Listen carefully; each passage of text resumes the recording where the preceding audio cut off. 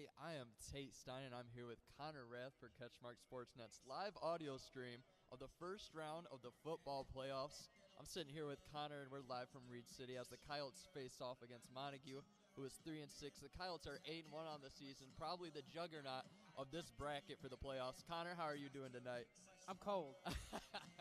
It is a blistery 51 degrees out here. At least it's not windy. That's true. Wind would have been really killing the vibe here, but we have a 51-degree night here at Reed City. Expected to get a little bit colder as we get deeper into the game, as then the sun completely goes down. But these are two teams, Connor, where they really have a pretty rich history. They know each other.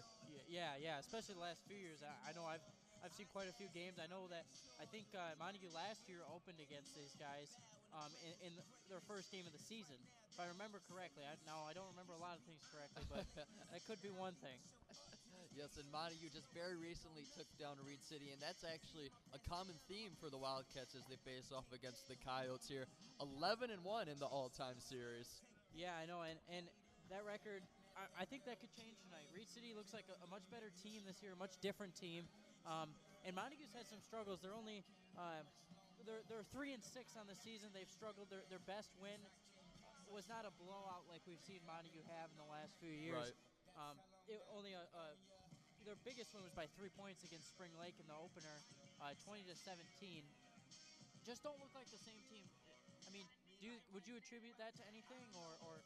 Yeah, a lot of people have been saying that they agree. We've had a lot of departures from the seniors.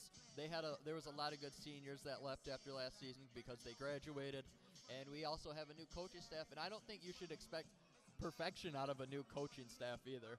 Yeah, and I think it takes time for all those players who their freshman year had Pat.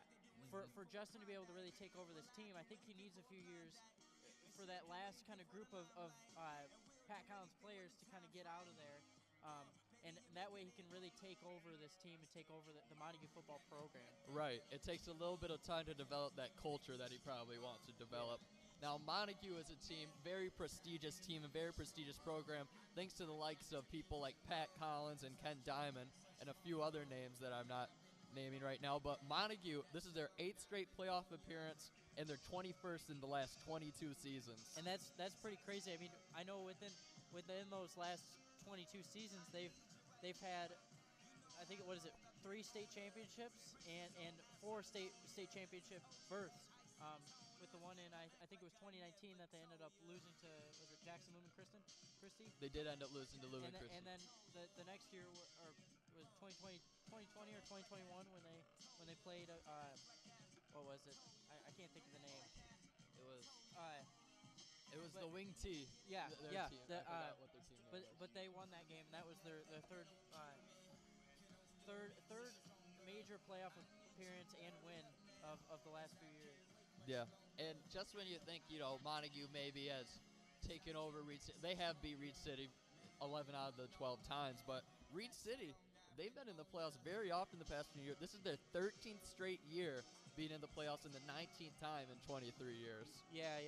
And, I mean, again, they're just waiting for that moment where they can move forward in the playoffs. I know they haven't made big jumps in the last few years, mainly because they play a lot of teams like how Montague's been the last few years. Really good. Montague the last 4 years has been state ranked every year. And I think they keep running into teams like that, and I think this year that could maybe change for the Coyotes. And Montague, with the struggles recently this season, it's really come on the offensive side of the ball. They've had troubles moving the ball up the field and really finishing some of their drives, and they've been doing a pretty good job at running the ball. I think their offensive drive, passing the ball, really hasn't been as proficient as it usually is. What do you got on that, Connor? I mean, I would say, like you said, running the ball is where where their game kind of has shown well. Especially Adam Baird. I mean, he's averaging 79.1 yards per game. And then right behind that, I mean, there's a little bit of a drop-off with Austin Cook getting 16.1, but that's where they've really shown where they can move the ball and make moves during a game. The problem for them, I think, has been finishing. They get to what you would call the red zone, and they just don't score. Some turnover, or they get some flags or some loss of yards, and that's been the biggest struggle, at least from what I've watched the last few games. I definitely would agree with that, Connor. I like how you put that. But so Montague's going to take on the Coyotes at 7 p.m. tonight as we approach game time here, Connor. What do you think the Wildcats are going to have to do? Because really, if you've been hearing some of what the Montague fans have been saying, they think that if they're able to take down the Coyotes tonight, they got a pretty decent path after that. So this is the big juggernaut, that bracket that we're talking about. What do you think Montague is going to have to do to take down the Coyotes tonight? And like you were saying, like we have been saying, score. I think they really need to score this game. And not just that, you score by playing great defense too. When you can make those stops and get the ball back, that's when you get those opportunities to score. And so I think they need to play some excellent defense. And I don't think they have. I think the last few games they've played pretty good defense, but I think this game they really need to step it up. And I think they need to again score and finish at the end zone, and finish those big drives and plays. Definitely. I mean, if you take a look at Reed City's schedule, they've had some pretty impressive wins. They faced off against Big Rapids September 16th, and they beat them 52-32, which the Whitehall Vikings will be taking on tonight at Whitehall.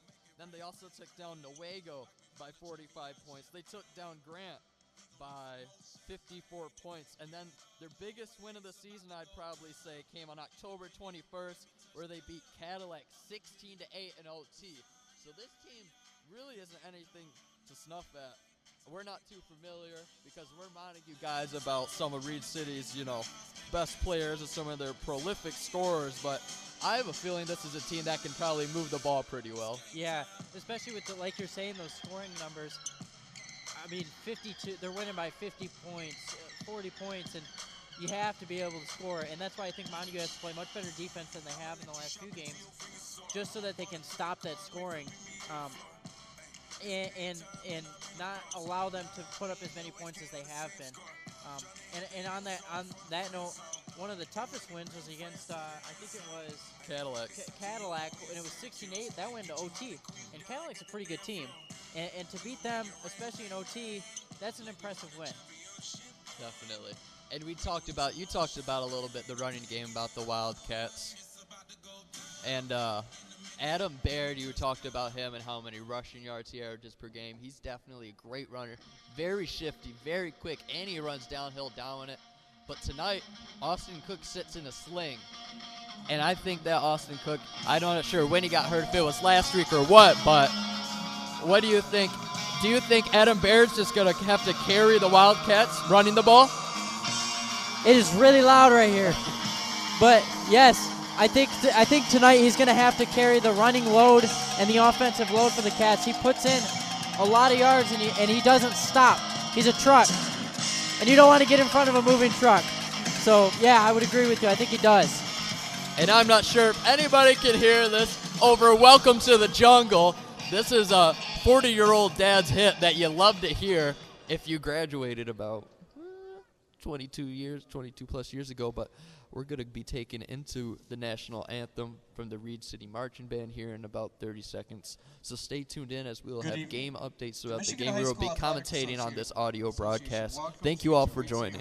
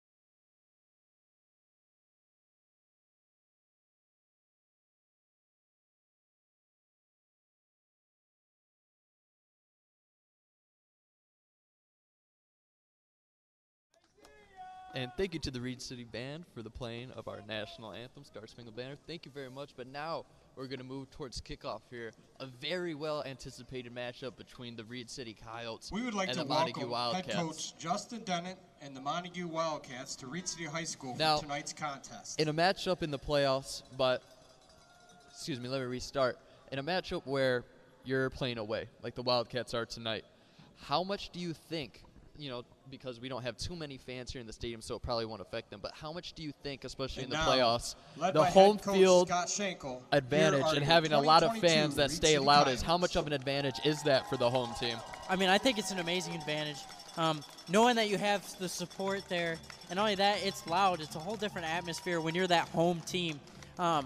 It gets you pumped up. I know you and I both, in at least basketball, when you're at you're at your home court, you're at your home, you're home in a sense.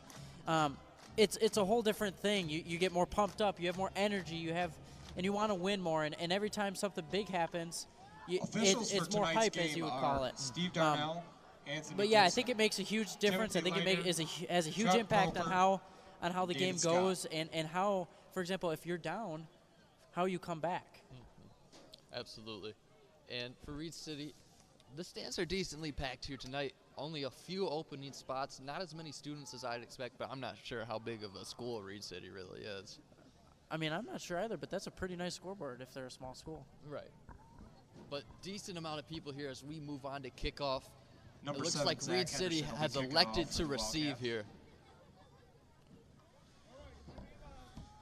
Bryson Hughes and Seth Jackson Zach back to Henderson receive the to Coyotes. kick off to the Coyotes. The Wildcats in white to the Reed City Coyotes in black. They kick off from Henderson. It'll be fielded at about the 5-yard line. Here comes number 8 for the Coyotes down the field, and he will be tripped up at about the 32-yard line. So the Coyotes will take possession right at their own 32, and they're going to look to have Number a 8, good Seth drive here Jackson out of the on the gate. return How can they for the set the Coyotes. tone here? I think not only did they have a good Jarko. first receiving run there, but I think if they can continue to run the ball like they just did and get first downs, I think that's how they can start this game and get the gates open and running. That was Seth Jackson on the return here. And now the Coyotes will take possession close to midfield after that decent return, as Connor previously stated, and Coyotes go right to the wing tee. Looks like a 4-man front for the Wildcats. Handoff from the quarterback. A little bit of misdirection right up the gut. That was number 12, Xavier Allen, handed off to what looked like number 20, Noah Morgan, Noah Morgan the run for senior. The Coyotes. Tackle on the play by number 25, Raeth Jarko. And that right there is exactly what I'm talking about. Making good and strong runs to get first downs. That's what's going to, I think, win this game for the Coyotes. Wildcats going to have to keep a hat on Maybe every first and single 10, person Reed back City. there in the wing tee, because that ball could go to any 3 of the running backs back there at any given time. Number 12, Xavier Allen, the quarterback, hands it off once more, and a big push from the line. 2 quick first downs, it looks like, or maybe just short of it. That was number 23, Bryson Hughes, the other Bryson senior Hughes running on the back. carry for the Coyotes. Tackle on the play by number 6. And that right there, that's what I was talking about pregame. The Cats need to really just step Run up was and good enough play for some better Coyote defense so first that they down. can stop the running game and slow this offense down. The wing tee's already known for being slow. Now, if you can get ahead and get gonna some bring good up stops, you first and can 10. stall that out. Montague 43-yard line. Right back to the wing tee. They did give him the first down on that one, and that's another good gain. Coyotes are just marching down the field, getting a good push up front every Number 20, single Noah down. Morgan, That run was for the Coyotes. number 20, Tackle Noah on the Morgan, play the by senior, number once more. 66, Silas Janik. And it looks like right now the Coyotes offensive line is just dominating the Wildcat defensive line. Yes, definitely. Yeah, I mean, Stop in the middle is I think what the name of the game is going to be for this first drive. They've ran both plays right down the middle.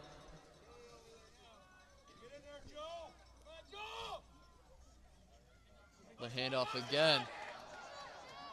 That one looked like it went back to Bryson Hughes. Another big gain, and the Coyotes just have no resistance on this first drive, and it's 23 first Bryson down Hughes now on for the carry Coyotes in about the Tackle on 28-yard play line. by number 2, And that shows some great Jarko. play calling. After going down the middle a few times, and the Cats start expecting it, they push it to the outside and get it outside. It's going to bring up 1st and 10. And although they do run the wing T where you usually see a few or a couple tight ends, I should say, number 8, Seth Jacken, lines up wide every single play. There's the handoff. This one's going up the gut. Back to Noah Morgan. A gain of a couple. Better there from the Wildcats, but still 3 yards of positive gain from the Wildcats. And for the Coyotes, every little yard is going to count here. Coyotes. Brought down by number 67, Rodney Brassfield. The signature "Let's Go Meathead" from Rodney Brassfields. Ball's on the Montague 25-yard line. Step father there.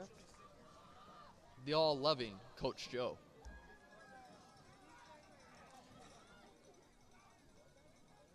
Allen back under center.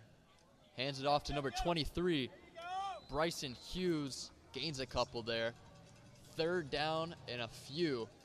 About 2 or 3. Wildcats could force a 4th down here, but I'm guessing the Coyotes will probably go for it on 4th down. Yeah, I would think so. And if they don't, at least go for a field goal. Now here's where the Cats are starting to make some progress. Getting 3 stops and 2 stops and hopefully a 3rd here to push it to 4th down would be very impactful on this drive. Gonna need a big push from the defensive line for the Wildcats. Gonna need to stuff that. He was hit in the backfield. The ball comes loose. It popped up. Wildcats say they got it, and they do. Yeah. Wildcats recover after the fumble.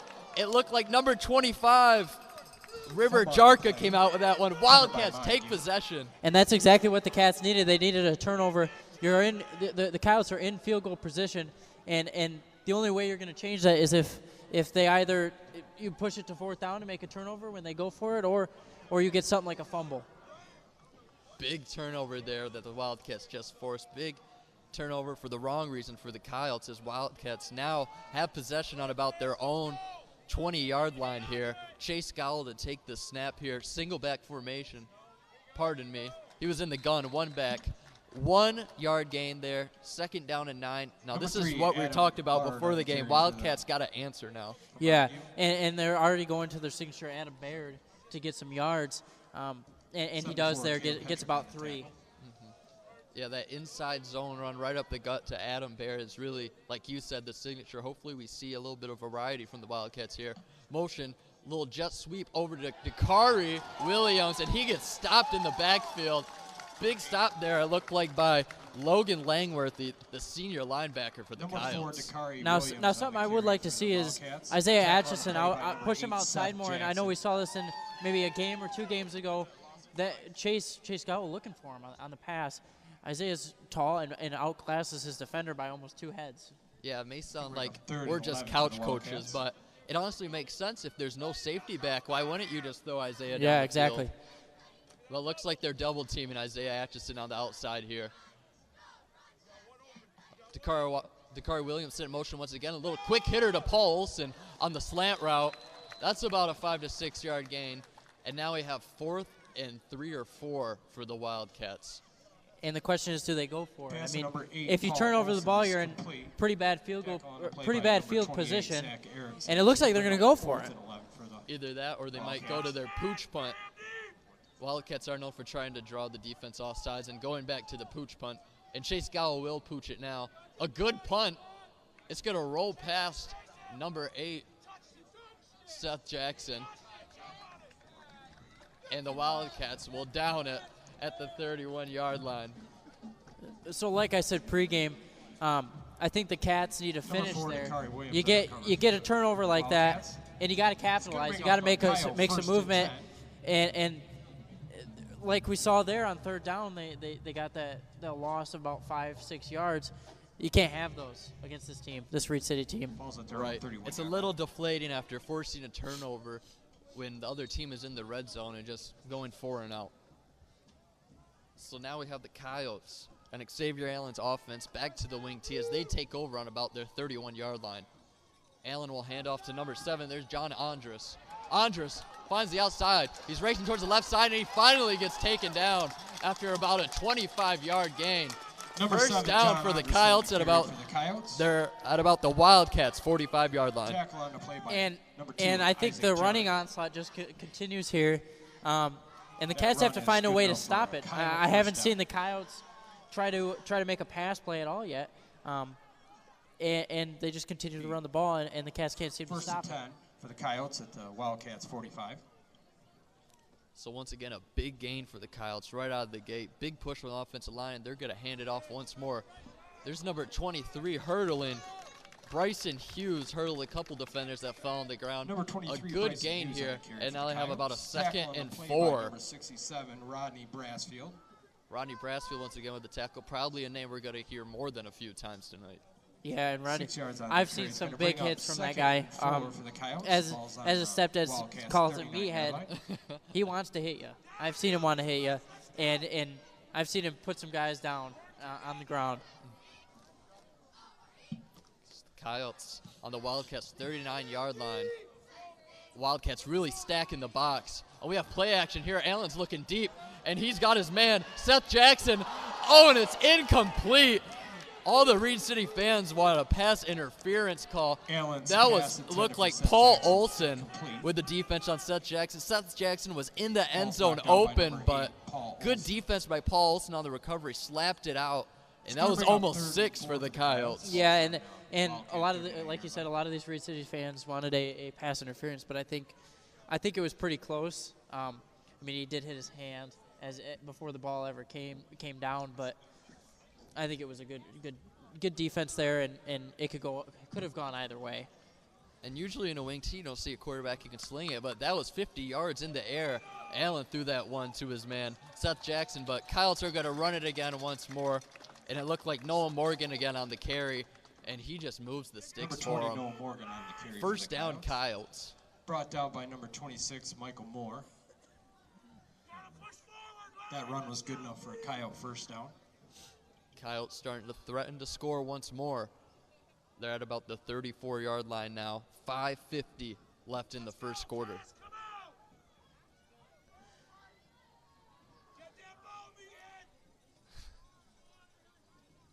Xavier Allen takes it. Drops to the left, and he's going to hand it off to number 7, John Andres. John Andres gets outside. He makes a move. He cuts back in. He's got a man to beat, but no, he's tackled down at about the 13-yard line. Andres, just a big play, man, out of the backfield for the Coyotes. Number 7, And John I think Andres on the carry for the Coyotes. The Coyotes just Play keep by running the number ball 8, like that. Paul Olson. They won't make it the same That same run was mistake good with a enough for a fumble Coyote on first the down. 20-yard line like Be they did first and last 10. last Ball's on the drive. Wildcat 14. If they keep running the ball like that, they're probably going to score here. And we just see what kind of effect the wing tee has on the clock as we're down to 5:20 already in the first quarter. 0-0 Timeout, is the Montague. score, but we're going to have a timeout by Coach Justin Dennett of the Montague Wildcats. He didn't like he was seeing out there. The first timeout charge of the Wildcats is he's going to talk about what they need to do here so that they can only bend and not break. I would like to thank our one of our sponsors, Big Stone Therapies. Nearly 2,000 over in of the Montague. state's top I know student I've been there, and athletes they will be do some recognized great for work for my excelling back academically specifically, in and school it helped a lot activities with through some of the back pain I had. MHSAA Scholar First-hand Athlete experience. Oh, yeah. Presented by Farm Bureau Insurance. Yes, thank you to The Big Stone applicants will be Therapies running based for a out of total Montague, of Michigan. 32 Really appreciate them for everything they do and that they provide for $32,000 us. scholarships. Now, you said before the timeout they're going to Application talk materials are about available what they need to do exclusively better. What do you online think the through Cats need to do better here? MHSAA website. I think the Wildcats need to, I mean, it's very obvious the reason why they're stuck down now in the red zone with the Coyotes threatening to score with 5 minutes left the first quarter is that they cannot stop the run. And they're going to have to put a head on everyone. If you look at the defensive line of the Wildcats, when there's the fake handoff to one guy, fake handoff to the next guy, then the Coyotes go out wide to Andres. There's about 2 or 3 Wildcats that don't even know where the ball is. Yeah, they're playing a guessing game. So they need to find a way to jam-pack those holes and to get that push up front. Here's Allen. He's going to hand it off to number 23, it looks like. I believe that's Morgan. No, that's Bryson Hughes, excuse me, on the carry. Only a couple there. Number 23. Oh, he actually ended Bryson up getting Hughes on the carry about for the Coyotes. 6 or 5 on that one. Tackle So a on the good play gain by by number Hughes. 76, He got a late Dylan push Powers. there. Dylan Powers on the stop. And now with 4:50 left in the first quarter, Coyotes are on the 8-yard line, 2nd and 4.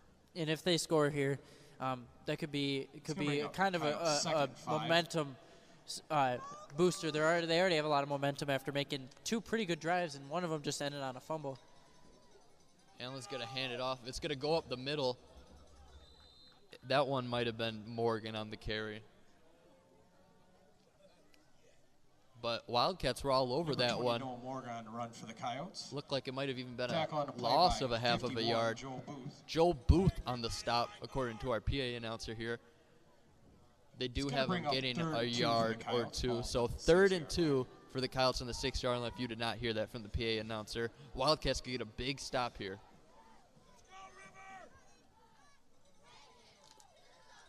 Allen hands off to the right. There's number 23, Hughes.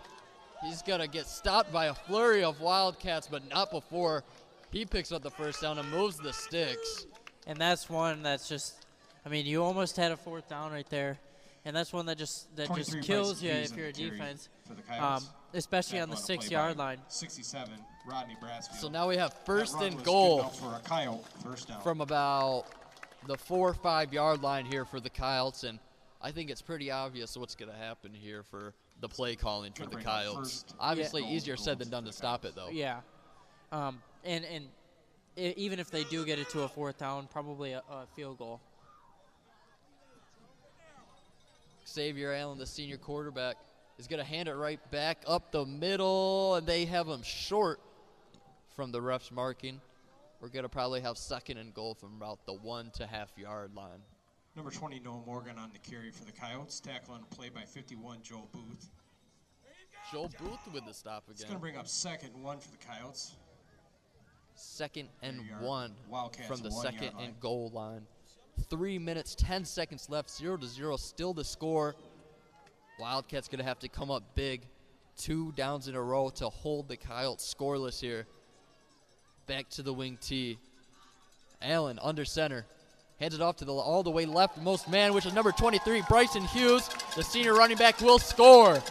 Almost untouched. Hughes finds the end zone, and the Coyotes will strike first in the first round of the MHSAA Division VI football playoffs here at Reed City. 6-0 Coyotes with 2:56 left in the first quarter. And that's a really good. I mean, you watch the line really opened up that hole for him, and I mean it looked like he was untouched going through there. Great blocking from the Coyotes. It seems as if you could almost fit a locomotive train through that hole that the Coyotes produced right there for number 23, Bryson Hughes. And the Coyotes are going to go for 2 here, right back to the wing tee, and they're going to hand it off right back to Hughes, the same exact play.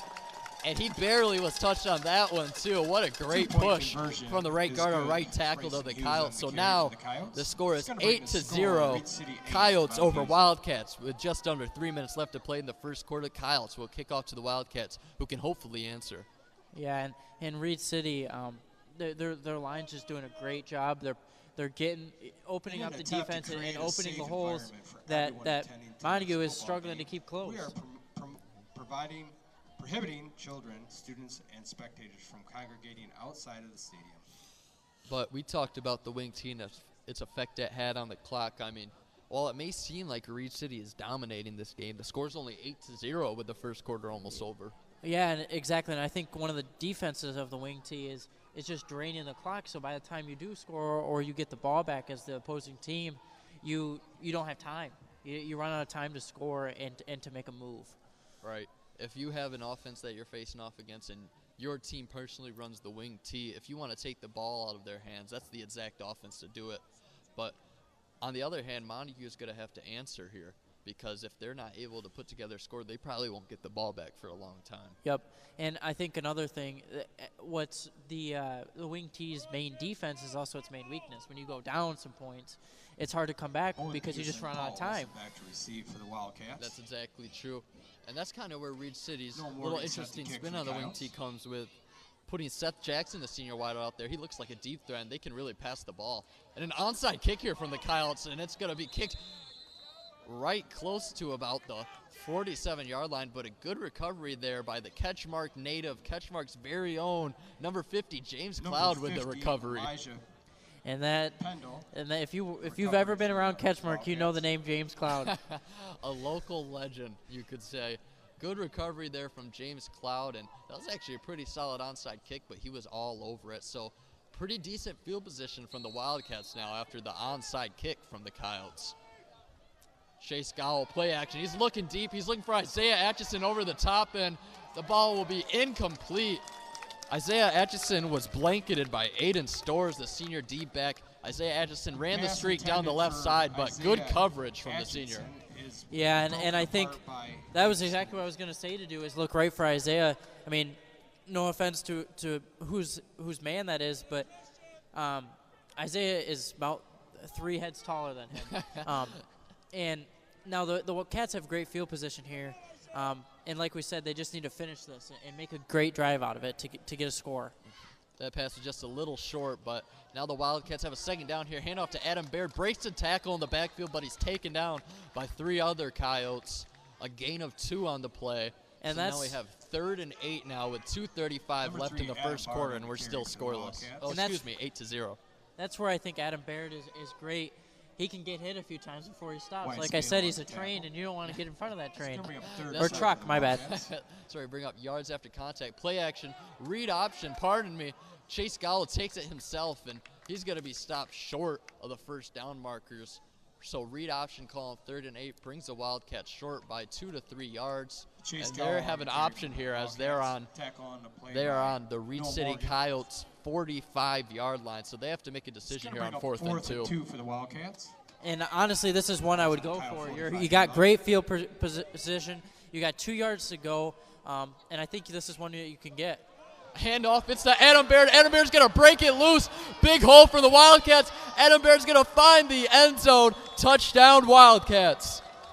But there's a flag on the play. Could it be called back? Number 3, Adam Baird on the carry for the Wildcats. And that flag's at about the 33-yard line, back near the line of scrimmage. It's going to be holding against the Wildcats. And now, before that flag, I was going to say that was a great play by the line just to open that up and allow Adam to get moving. And once Adam gets moving and gets in open field, it's hard to catch him. That guy's fast. But it was too good to be true. Holding on the Wildcats, and really it was a pretty easy call to make. It was right by the ball. One of the Wildcats grabbed a man by both shoulder pads, holding him and hugging him away from Baird. So good call by the referees. We'll probably have to replay 4th down here. Official timeout. And I think this is where Montague it almost shoots themselves in the foot. I mean, you saw on the last play, they get a good play, and then they either get a penalty or something like that drops them back and forces a turnover or something like that. And I'm not sure why, but now the sticks are coming out after the 4th and 2 touchdown was called back. If I'm not mistaken, if it's 4th and 2. No, I know. And now they're calling it a first down? Yes, they're ruling it a first down. I'm a little confused here. If it's 4th and 2. Call is first down, Montague. Then it's a spot foul. It goes back to the spot of the foul. Oh, that could be why. Oh, if it's from now the that I think about it. Foul. Okay, so just the nose of the football was ahead of the marker. Pardon our ignorance of football rules. But it took us a second. Yeah, we understand now.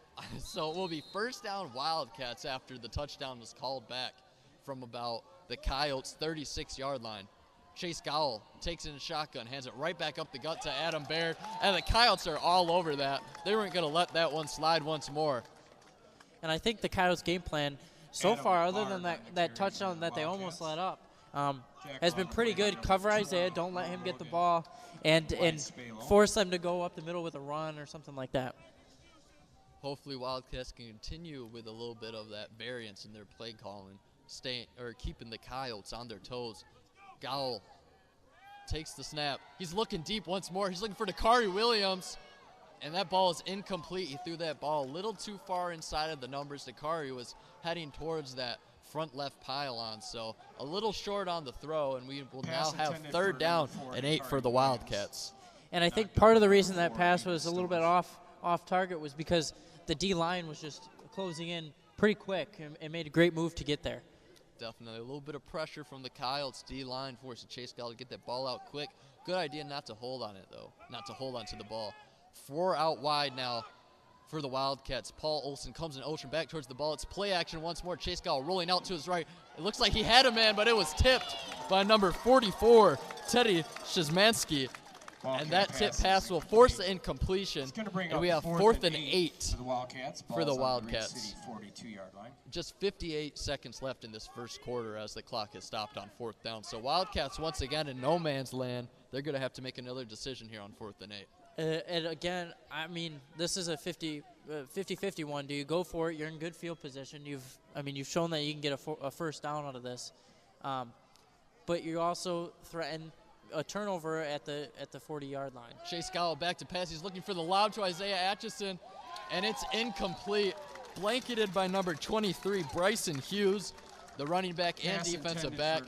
He was looking for the jump ball to Isaiah, but good defense, so it'll be a turnover on down, and the Coyotes will take possession on their own 42 with 54 seconds left in the first quarter. Coyotes up 8-0. And how do you think temperature plays into this game? Well, I think as it gets colder, you're going to have to be the team with more grit here, because as it gets colder, some guys, they're not a big fan of it. They don't want to hit as hard. They don't want to be as physical. So I think whichever team will be able to keep that physicality and keep that grit, they'll perform better deeper into the game. I definitely agree. Number 12, Xavier Allen, the senior quarterback's going to hand it off to his man. That's number 23, Bryson Hughes, as he's hung up by several Wildcats. He tried to break that out wide, but the pursuit by a few Wildcats stops him after just 2 yards. 2nd and 8 now for the Coyotes on their own 44-yard line. Something I think a lot of people don't also realize is as it gets colder, the ball gets a little bit heavier in a sense and becomes harder. It doesn't. It's harder to catch, and it's slippery, and there's condensation on it, and that makes a big difference too, especially in the passing aspect of the game. Right back to the wing T. 10 seconds left in the second quarter. Coyotes will elect to take that play, and they hand it right up the gut, and it's stopped after about a gain of 3. That was number 20, Noah Morgan, the senior running back on the carry. It looked like Junior Winkleman in on the stop for the Wildcats, and that'll bring us to the end of the first quarter. The Coyotes leave the Wildcats. They lead the Wildcats, 8-0 after the end of this first, and they'll have a 3rd and 7 to look forward to as soon as we start the second quarter on their own 45, 46-yard line. And we also want to give a quick shout-out and a quick thanks to our friends at Coldwell Banker, and a thanks to David Dusenberry for sponsoring us, and thank you to everything that they do. Without them, we wouldn't be able to do things like this. So a quick shout-out to them and all the great work that they do. And David Dusenberry is one of those guys, when you hear his name, you instantly think of Montague football or Montague sports, because he loves them, and he's always around them and supports them. Definitely a great guy. Had to talk to him from the car on the way here into the stadium, actually. Just a great, upstanding guy, and we really appreciate everything that he and Coldwell Banker does for us. So thank you, Coldwell Banker. Now this is an important stop for the Cats. If they get this, it forces 4th down and probably a punt. You're nowhere near field goal range unless you have a NFL punter, or not punter, kicker on your team, which I don't think anybody here does. No, so I'm not sure that Justin Tucker's on this field tonight, but 3rd and 7 to start us off in the second quarter. Coyotes from their own 45, up 8-0 on the Wildcats, right back to the wing T. The quarterback's going to hand off to his man, either 20 or 23, who gets stopped just short of the sticks. Good push there from both teams. Bryson Hughes on the carry. And that was Bryson Hughes on the carry. So now 4th and 2, it looks like, for the Coyotes. Now, if you're the Coyotes here, do you go for this with 2 yards, actually a yard to go, and okay field position? I think you're going to have to. They're kind of in no man's land here, right at about the 49-yard line. Punting would be a little iffy here, because I'm not sure how much respect the Coyotes really have for the Wildcat offense either, but the Wildcats and the Coyotes both know what they're doing here. I think it's just a matter of if the Wildcats can stop them. Allen is going to hand it off, and it went around the right tackle, and it's going to be close. It could be a first down. They got him marked either just short or just on that marker. Number 23, I Bryson think it's Hughes going to on be the carry, short. Brought down by number Over under on 72, it being Joseph short. Winkleman. That run But is they're good going enough to for a move the Coyote first sticks. down. Winkleman on the stop for the Wildcats, but it came after the first yard line or the first down line. I'm surprised they didn't bring the chains out for that one. I thought that was pretty close. No, but they thought it was enough. So 11 minutes left here in the second quarter. Coyotes still up 8-0 on the Wildcats as they take over from the Wildcats 48. Right back to the signature wing T. Allen under center. Gets his men ready. He's going to hand it off. Dropping to his left, it's number 7 now. Looks like Andre's going to go back out the outside. He's pushed out of bounds by John Andres. John Andres on the carry with the for carry. Reed City, knocked out by number 2. Probably a gain of about Isaac 4 or 5 here. Jarka. And another good run from the Coyotes, a common theme for tonight. Definitely going to be a game where if you're a big fan of 1950s football, It's gonna you'll bring be up very second and happy 5 by for the end of Coyotes. tonight with how this Ball's game on played the out. It's a Ball throwback game, game. 3-yard It's a line. throwback game.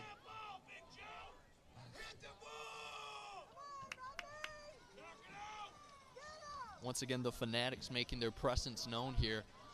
Number 12, Xavier Allen, is going to hand it off, but Joel Booth, according to Rodney Bill Morgan Brashfield's on the carry for stepdad the there Coyotes. with the stop. Stop by number 51, Joe Booth. And that's a man you can hear from anywhere on this field. I could be living in the house across the street and I'd hear him. Third down at about 4 or 5 here. Gain of 1 is going to bring up 3rd and 4 for the Coyotes. Wildcats could stop the Coyotes in their track right now, and that would be so big for that defense and momentum. 10 minutes left in the second quarter as the Coyotes lead Montague 8-0. Allen brings his boys up to the line. He's going to drop it and hand it off to his man, John Andres, who's going to gain the first down after a good push by his left tackle. John Andres on the carry for the Coyotes. Tackle and a play by number 67. It is a first down.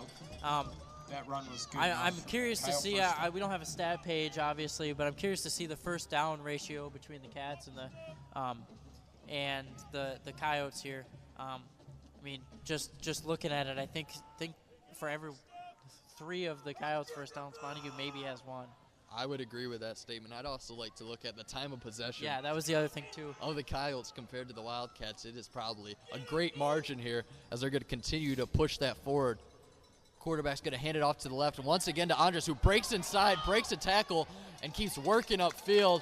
And he's going to be stopped, but not after a gain of 12-13. A little bit of shiftiness from Andres. Andres on the carry for the Coyotes. Brought down by number 2, Isaac Jarka. Isaac Jark on the stop for the Wildcats. And the farther we get into tonight, the colder not only I get, but the colder it gets out Gonna here. bring up, first You and got 10 for a the Coyotes. sweatshirt and a Ball's on jacket the on. I don't know how you're not freezing. He's going to dive for the pylon, but they're going to have him down just short. And he threatened to fumble there. I mean, he lost the ball right before he got in. It was a bootleg by Xavier Allen. He faked 2 handoffs, then dropped around left, holding both, Xavier Allen using on the both carry for arms the to Coyotes. disguise the He's knocked football out like at he the didn't hold it. Wildcat Then he 1 dove yard. for the pylon, the front left pylon, and he fumbled in the process, and they're going to have him It's gonna bring just up short. First and goal for the First and Coyotes. goal at about the half-yard line. Xavier Allen took a hit diving for that one. His bell might have been rung a little bit, but he's still looking good and strong. So about 1 yard to go to the end zone with 7 minutes and 40 seconds left in the second quarter. Coyotes threatening to bring the lead to 14 or 16. Allen right up the gut. It looked like Noah Morgan would score Number for the 20, Coyotes. Morgan on the Coyote touchdown. And another touchdown from the Coyotes. And this is where it's a little bit demeaning every time a touchdown goes in. And if you're the Cats, this is where you want to get fired up and start making some moves. And it was one of those plays where everyone knew where the ball was going. It was just a matter if the Wildcats could stop that big, strong offensive line that Reed City Coyotes possess. They could not, so the Coyotes now lead 14-0, and they're going to go for 2 here as they go into the huddle, and they'll break now. Breaking out to that wing T, number 8, Seth Jackson out wide. The three running backs back, and it'll be a handoff to the left side, and Andres didn't even get touched. He went right out to the left, had 2 leading blockers and the other 2 running backs. On the carry and just Coyotes. easily That's gonna walks bring it in. Coyotes Coyotes 16, are dominating in the Wildcats first 0. half. 7:30 left the second quarter. Coyotes lead 16-0. And I'd like to take a minute to thank another one of our sponsors, Durga Insurance. They've got all your insurance needs covered, and they're a great sponsor of ours. Yes, thank you very much to Durga Insurance, another group who sponsors us, and we're very thankful for everything that they do for us. And around the area, the Ravenna Bulldogs are playing the North Muskegon Norsemen tonight. It's 7-0 there. And the Whitehall Vikings are playing the Big Rapids Cardinals. That's also 7-0's the Vikings. Oak Ridge is playing the Shepherd Blue Jays. They're up 16-0. Ludington's down on Fruitport. Oh my! 16-15. That might be a good game, as it's only a 1-point difference. I was not expecting Kellen that. Francis Ludington and only Paul down Olsen one back to the to receive Fruitport for the Trojans, who Wildcats. are really expected to be the Morgan second set to best kick for the team Coyotes. in the bracket that includes Whitehall, Big Rapids, Ludington, and Fruitport. So, wow. Now a squib kick here from the Coyotes. It's going to be fielded by number 3, Adam Baird. He's going to look to find a gap here, but he's going to be stopped by about 4 to 5 different Coyotes. So the Wildcats will now take possession on their own 38-yard line with 7:30 left in the second quarter. And still a good run there. Adam Gets you Barton better field for position the Wildcats. than a Tackle knee on the or play something by like number that. 22, Andrew You're at Canis. the 38-yard line versus the 25. So Exactly. So Coyotes sacrifice a little bit of field position. Wildcats really need a score to swing the tides here. 2 men out wide to Chase Gallow's right. He's going to hand it off to Adam Baird, who went right inside the guard in the tackle. He finds about 3 yards there. 2nd and 7 probably for the Wildcats after the Coyotes get a tackle, as one Wildcat and one Coyote embracing a hug right at the line. Good sportsmanship there. The scoreboard has a 2nd and 8 from the Wildcats 41. 2nd and 8 for the Wildcats. Paul Olsen out wide and Dakari Williams and Isaiah out wide to the left for Chase Gall. Dakari Williams now coming in motion. Fake handoff to him, but a handoff to Adam Baird up the middle. And it's about the same as last play. About a 2 to 3 yard gain. Adam Bard on the carry. So for it'll the be Wildcats. 3rd and intermediate yardage Caleb for Hetrick the on the Wildcats on about their own 42-43. Gain of 1's going to bring up now, 3rd. little steps 7. are good in the offense, making 1 yard, 2 yards in the first 2 or 3 plays. But when it's 3rd down and you got 7 yards to go, that's when you need to make a big step and make a big run or a big push. Right, and it's kind of lacking that predictability. If you run it up the gut twice, you know, they're probably going to expect you to pass the ball on 3rd and intermediate, 3rd and long. As Chase Gall will now throw the ball. He looked deep now, but now he's rolling out to his right, forced out of the pocket. He throws off his back foot, and he finds Paul Olsen somehow. It was a cracker of a throw, but it got there to Paul Olsen. Looked like an Eli Manning ball, but it was put right on the money. It was honestly a good throw off his back foot with pressure coming. Impressive toss by Chase Gall, and Paul Olsen coming back to the ball, made the catch. 1st down Wildcats, big conversion. And that's a much needed conversion right there to get a 1st down and to get the ball moving. Now they're going to need about 3 more of those and get a score out of all that as well. A jet sweep, a little touch pass to Paul Olsen, who tried to change direction with little stutter steps, but he's taken down by number 54. On the carry. Or excuse me, might be a Stopped 58. by Carter Gone. They have Carter gone and maybe Braden Gent, the junior, on the stop for the Coyotes. Loss of 1 there. Bring up 2nd and 11 for the Wildcats. 2nd and 11 if you didn't hear it from the PA announcer. 5:40 left in the second quarter. Coyotes still up 16-0 as the Wildcats get their calls from Randy Michelson over on the sideline. 4 out wide for the Wildcats and wideouts. Adam Baird 1 yard and to the right of Chase Gall. Chase Gall takes the snap. He's looking out to the left. He's going deep. He's got no one there, though. A little bit of miscommunication from him to Isaiah Atchison. I do like, though, that they're looking for that deep pass to Isaiah Atchison. Yeah, me too. And I don't know if you saw it back there. Isaiah got a little tied up with, I think I can't tell the number. It looks like 23. It's going to bring up 3rd and 11 and for the Wildcats. before he could ever even get to that, I think if you're Chase Gall, you got to take 1 more second, drop back in the pocket a little bit more, and take another second to view the field, if that makes sense. Yeah. So it must have been good press coverage over there by Bryson. He was jamming Isaiah Atchison at the line. And I think you got to be physical when you have a bigger wideout. So props to Bryson Hughes. 5 wideouts out wide now for the Wildcats, if you include the tight end flex position. Chase Gowell looking to pass. He's looking deep across the middle. He's got a man. It's Adam Baird, and it's caught. What a pass by Chase Gowell. He finds Adam Baird on the 40-yard streak right up the middle. What a pass right over the shoulder. Baird hauled it in at about the 20-yard line, 15-yard line. Great throw and catch, and Wildcats threatening to score now in the red zone after that beautiful dot. And Chase there did exactly what I was saying. He dropped back in the pocket a little bit more, and he took another second before he threw that pass. And now Chase Gowell on the read option takes it up the middle. He gains about 3 or 4, so now we have a second down at 6. Wildcats starting to gain a little bit of momentum here in the second quarter. And back to that, as soon as you drop back into the pocket a little bit more, you view the field, you let the play develop a little bit more, you get a little bit more open looks, and you don't feel so rushed. And now a lot of that is dependent on your offensive line, how much time they can get you in that pocket before you have to scramble or make some hard or tough play.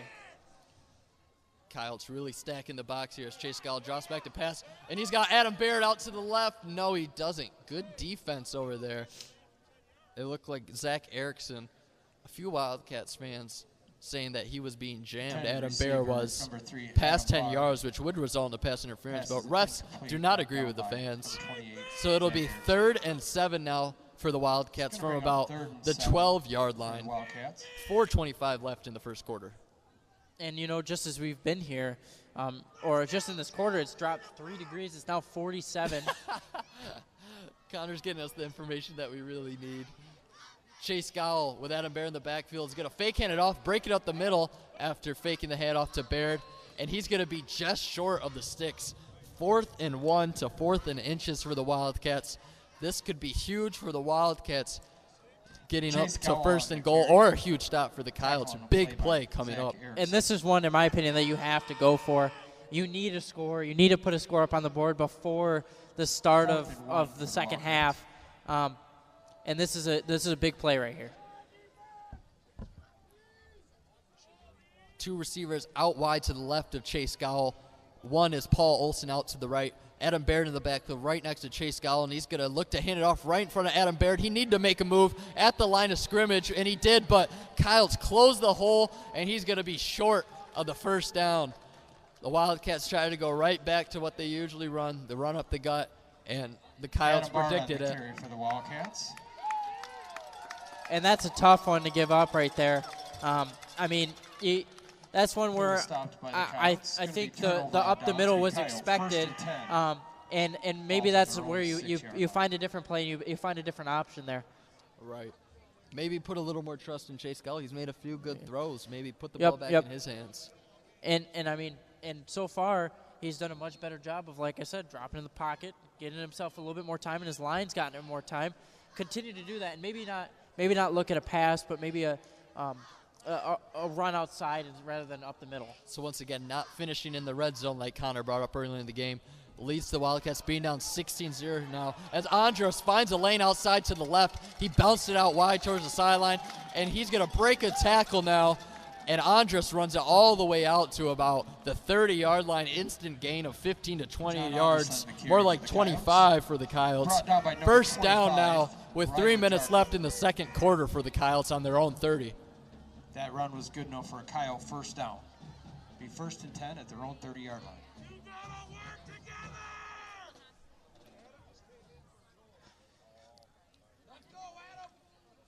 Coyotes still lead 16-0 with 3:15 left. Clock is ticking down.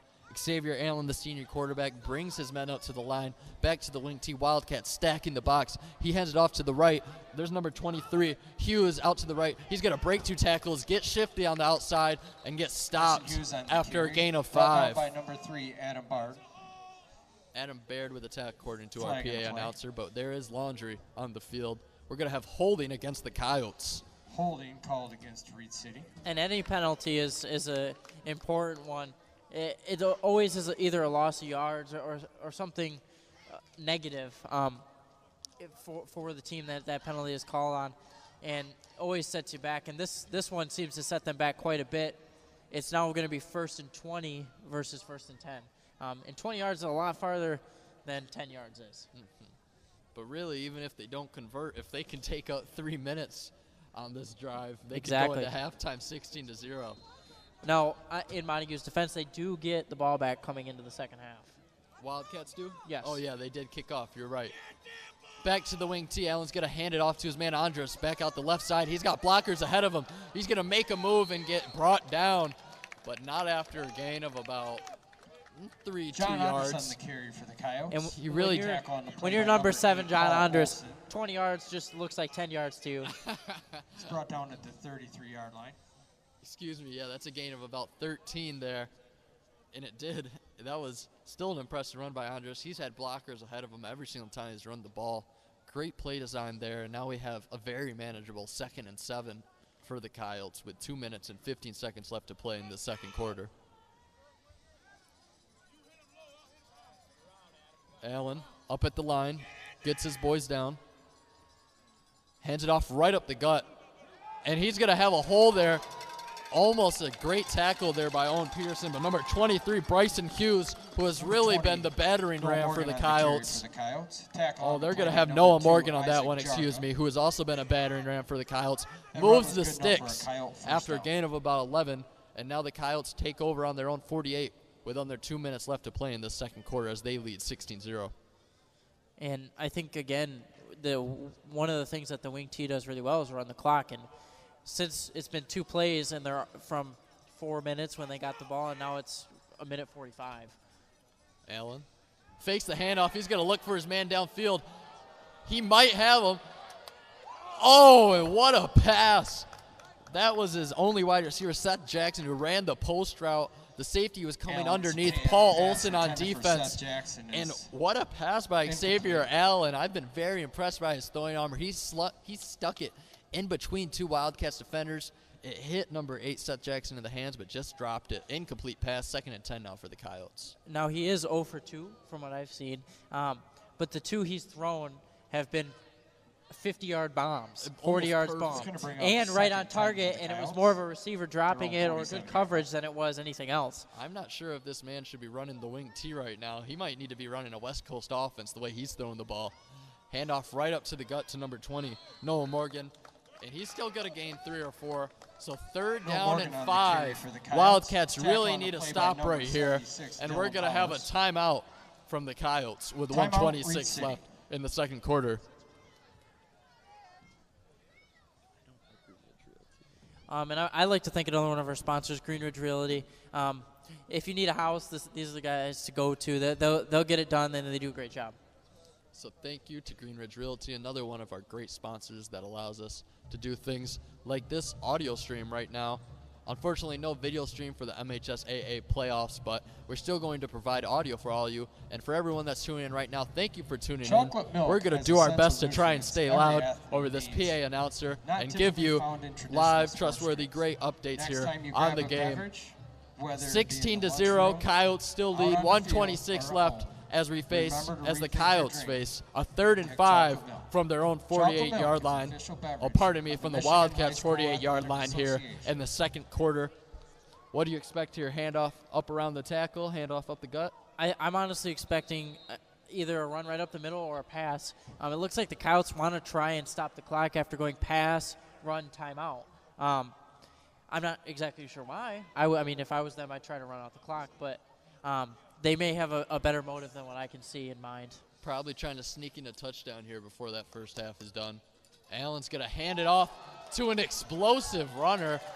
That looked like number 23, Bryson Hughes. I can never tell between the 20 and 23 up here in the stands.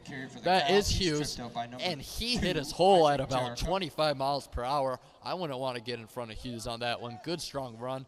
First down now for the Coyotes on the Wildcats 31 as the clock keeps ticking. We're now at 110, 109. Coyotes need to work fast here. Allen hands off right back to Hughes, and he's got a slip. He only got a gain of 1 right there. And between John Andres and Hughes, they have put on a running clinic tonight. making some big plays, making some small plays, and getting where they need to be and getting their team in great positions to score. No, yeah, they've all been very proficient at running the ball, as the Coyotes will take another timeout right here to stop the clock at 1 minute. They definitely want to score before they go into the second half, knowing that they won't get the ball at the second half, so they only lead 16-0, trying to increase that lead to either 22 or 24. They're going to be on about the 30-yard line here as they face this 2nd and 8. And they might go to the pass play here because of the time situation. Exactly, and like we were talking about, the wing T is really good at running the clock, but not as good at it's good at clock control in a sense, but in a certain way. It's better at pushing the clock forward than it is stopping it. And I think, like you're saying, that they'll probably go to a pass play to get it to stop, to try and sneak in that score. And this would be a very important stop for the Cats. If they could get a stop right before the half and go into the half with some energy, it could make a difference. No, yeah, 2 plays down in the red zone. We could have maybe a tie ball game or a 14-16 ball game. So this has been a very close game here in the first half. We'll see how it changes after second half adjustments. But for right now, 2nd and 9 from the Wildcats, 31 minute left. The Coyotes back up to the line of the Triple T. And we're going to hand a handoff off to Andres. This has been the go-to play. He's got blockers ahead of him. He makes a few guys miss, breaks it out to the outside, and he's shoved out of bounds by number 67, Brassfield, on the pursuit. Brassfield really saved a touchdown by sprinting all the way from the defensive line to make the stop at the 1 or 2 yard line. So now 1st and goal, 51.6 seconds, the clock stops, and now it looks like a score is imminent for the Coyotes. And I think that was a great example of not only having a great runner who can make a few good moves, but also great blockers. He wouldn't have gotten those extra yards if he didn't have great blockers who opened it up for him. Exactly. So now, probably strictly just the run for the Coyotes as they go into the wing T. The handoff to number 23. Hughes is going to push forward, and they have him just short. 2nd and goal on that goal line. The clock is ticking. The fans starting to get antsy with the Coyotes, hoping that they get their playoff before. 30 seconds left. Clock continues to run. Wildcats, if they could get a stop on this down, give themselves a chance. Allen hands it off to Andres, and he's got to get in. John Andres with another touchdown. 22-0. He walked it right in. Good push from the tackles. And now the Wildcats down 3 scores right before the end of the first half here. And that's a demoralizing score for the Cats. Just, in my opinion, kind of lazy defense. This is where they need to be tough and try and really will themselves back into this game. This is a game where grit is going to be a huge factor. It's cold. It's 47 degrees. And when you want it, you want it. And there's the rollout to the right. Xavier Allen with a bootleg. Gets right into the end zone after pump faking a pass. Is good. So now it is 24-0. Coyotes just absolutely dominated the first half against the Wildcats, as we have 21.7 seconds left. I'd be surprised the Wildcats could pull a score out of thin air right here before then in the first half, but it'd be a big one if they could. Yeah, exactly. But I think this is a game where, if the history of the Wildcats says anything, they could come back. Investors work hard to keep the Coyotes, or Coyotes, my bad. For more information on how to they keep your family they safe can't just online, let it go. or submit They a can't site play check. lazy and start getting in Visit bad habits, Michigan because the Cats will come back. And you have to be .com. careful with that.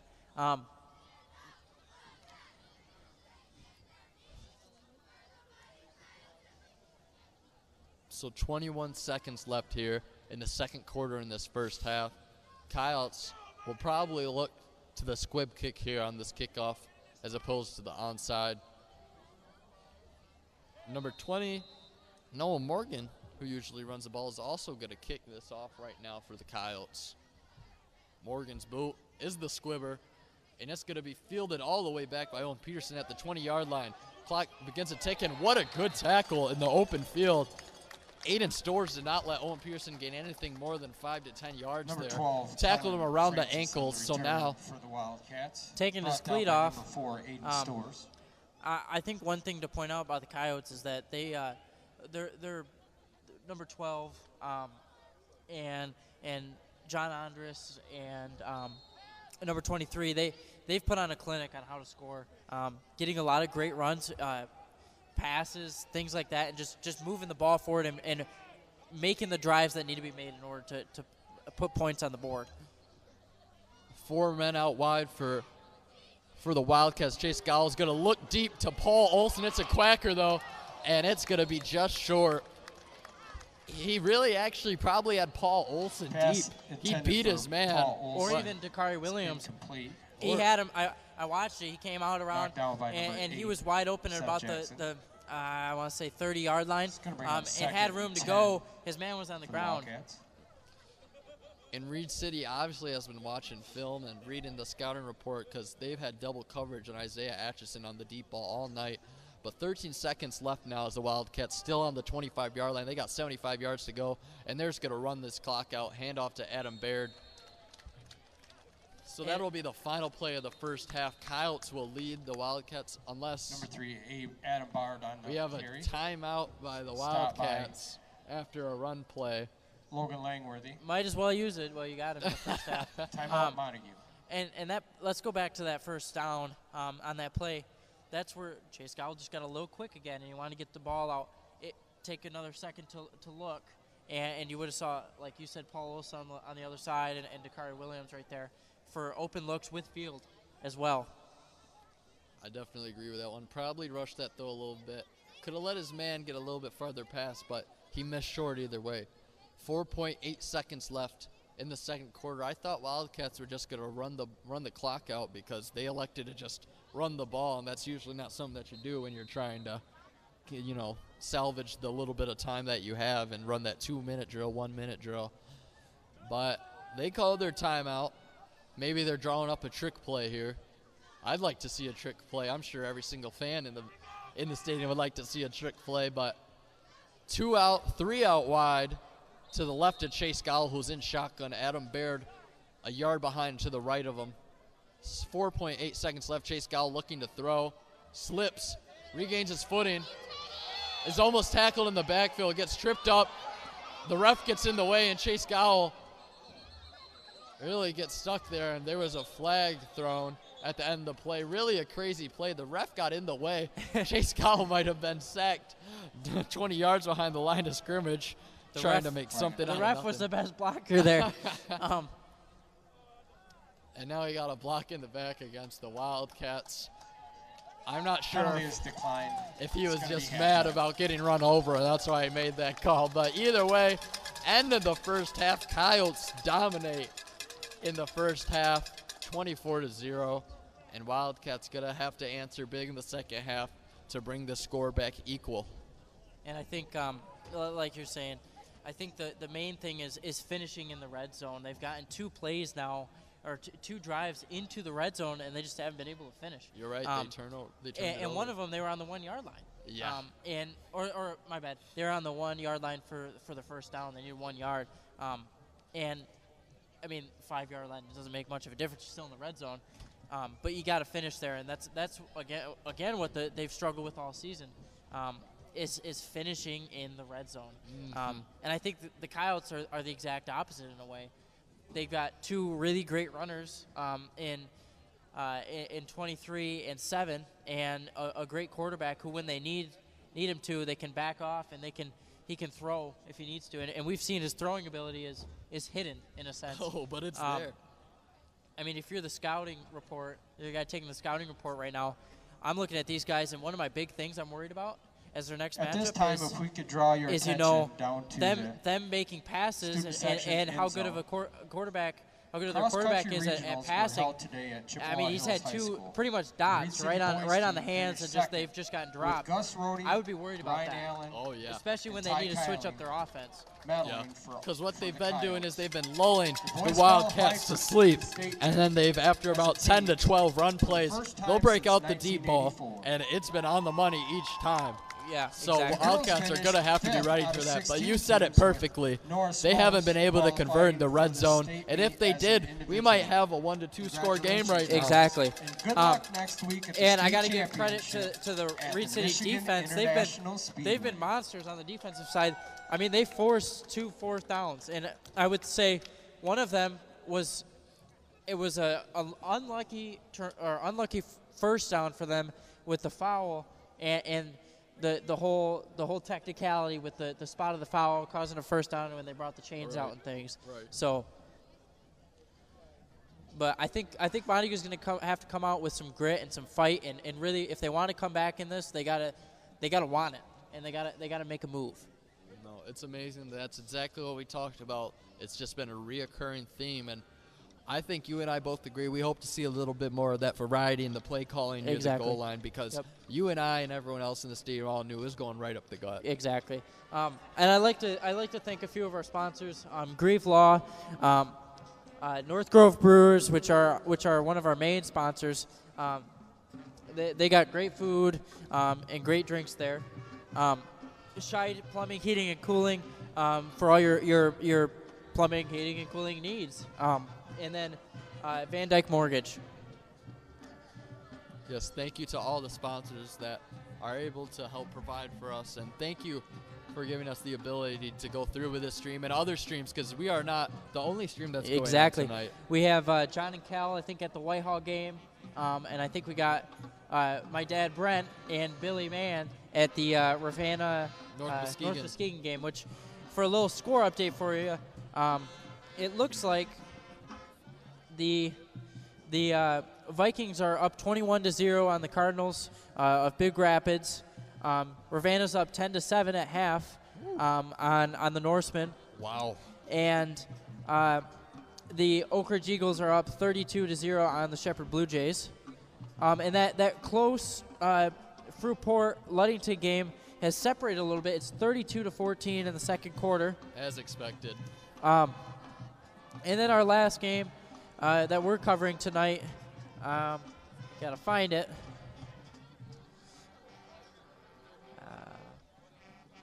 Actually, it'd be ours.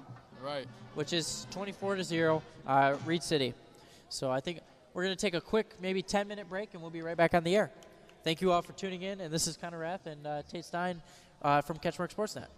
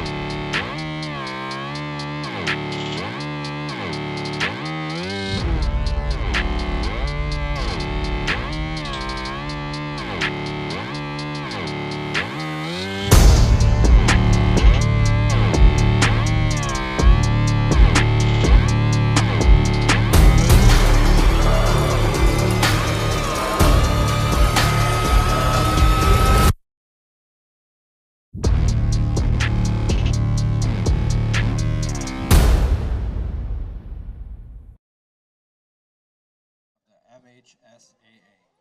And welcome back to all as we are tuning back in here.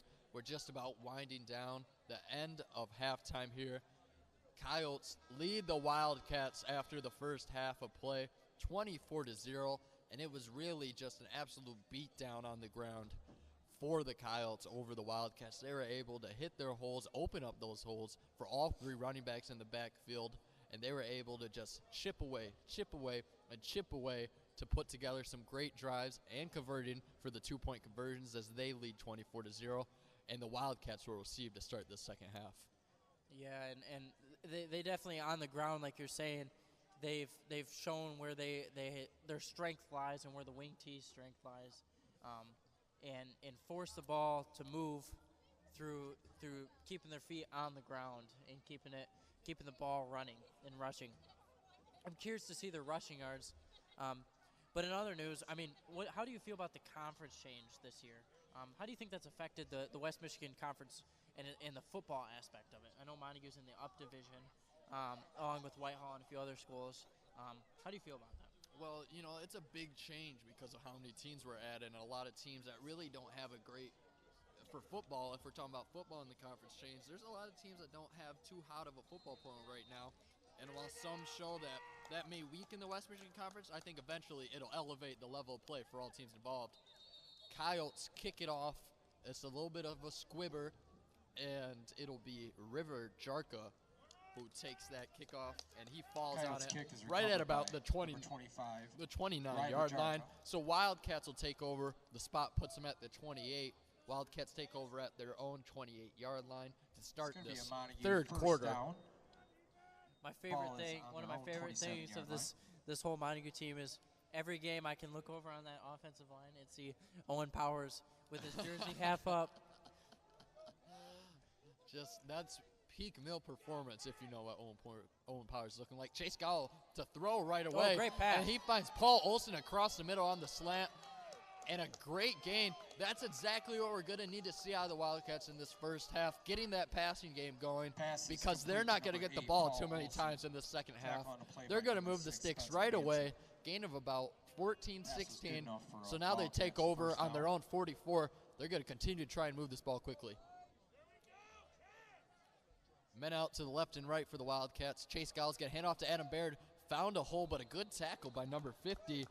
Logan Langworthy, he's the linebacker. That could have been a big gain, but a good tackle.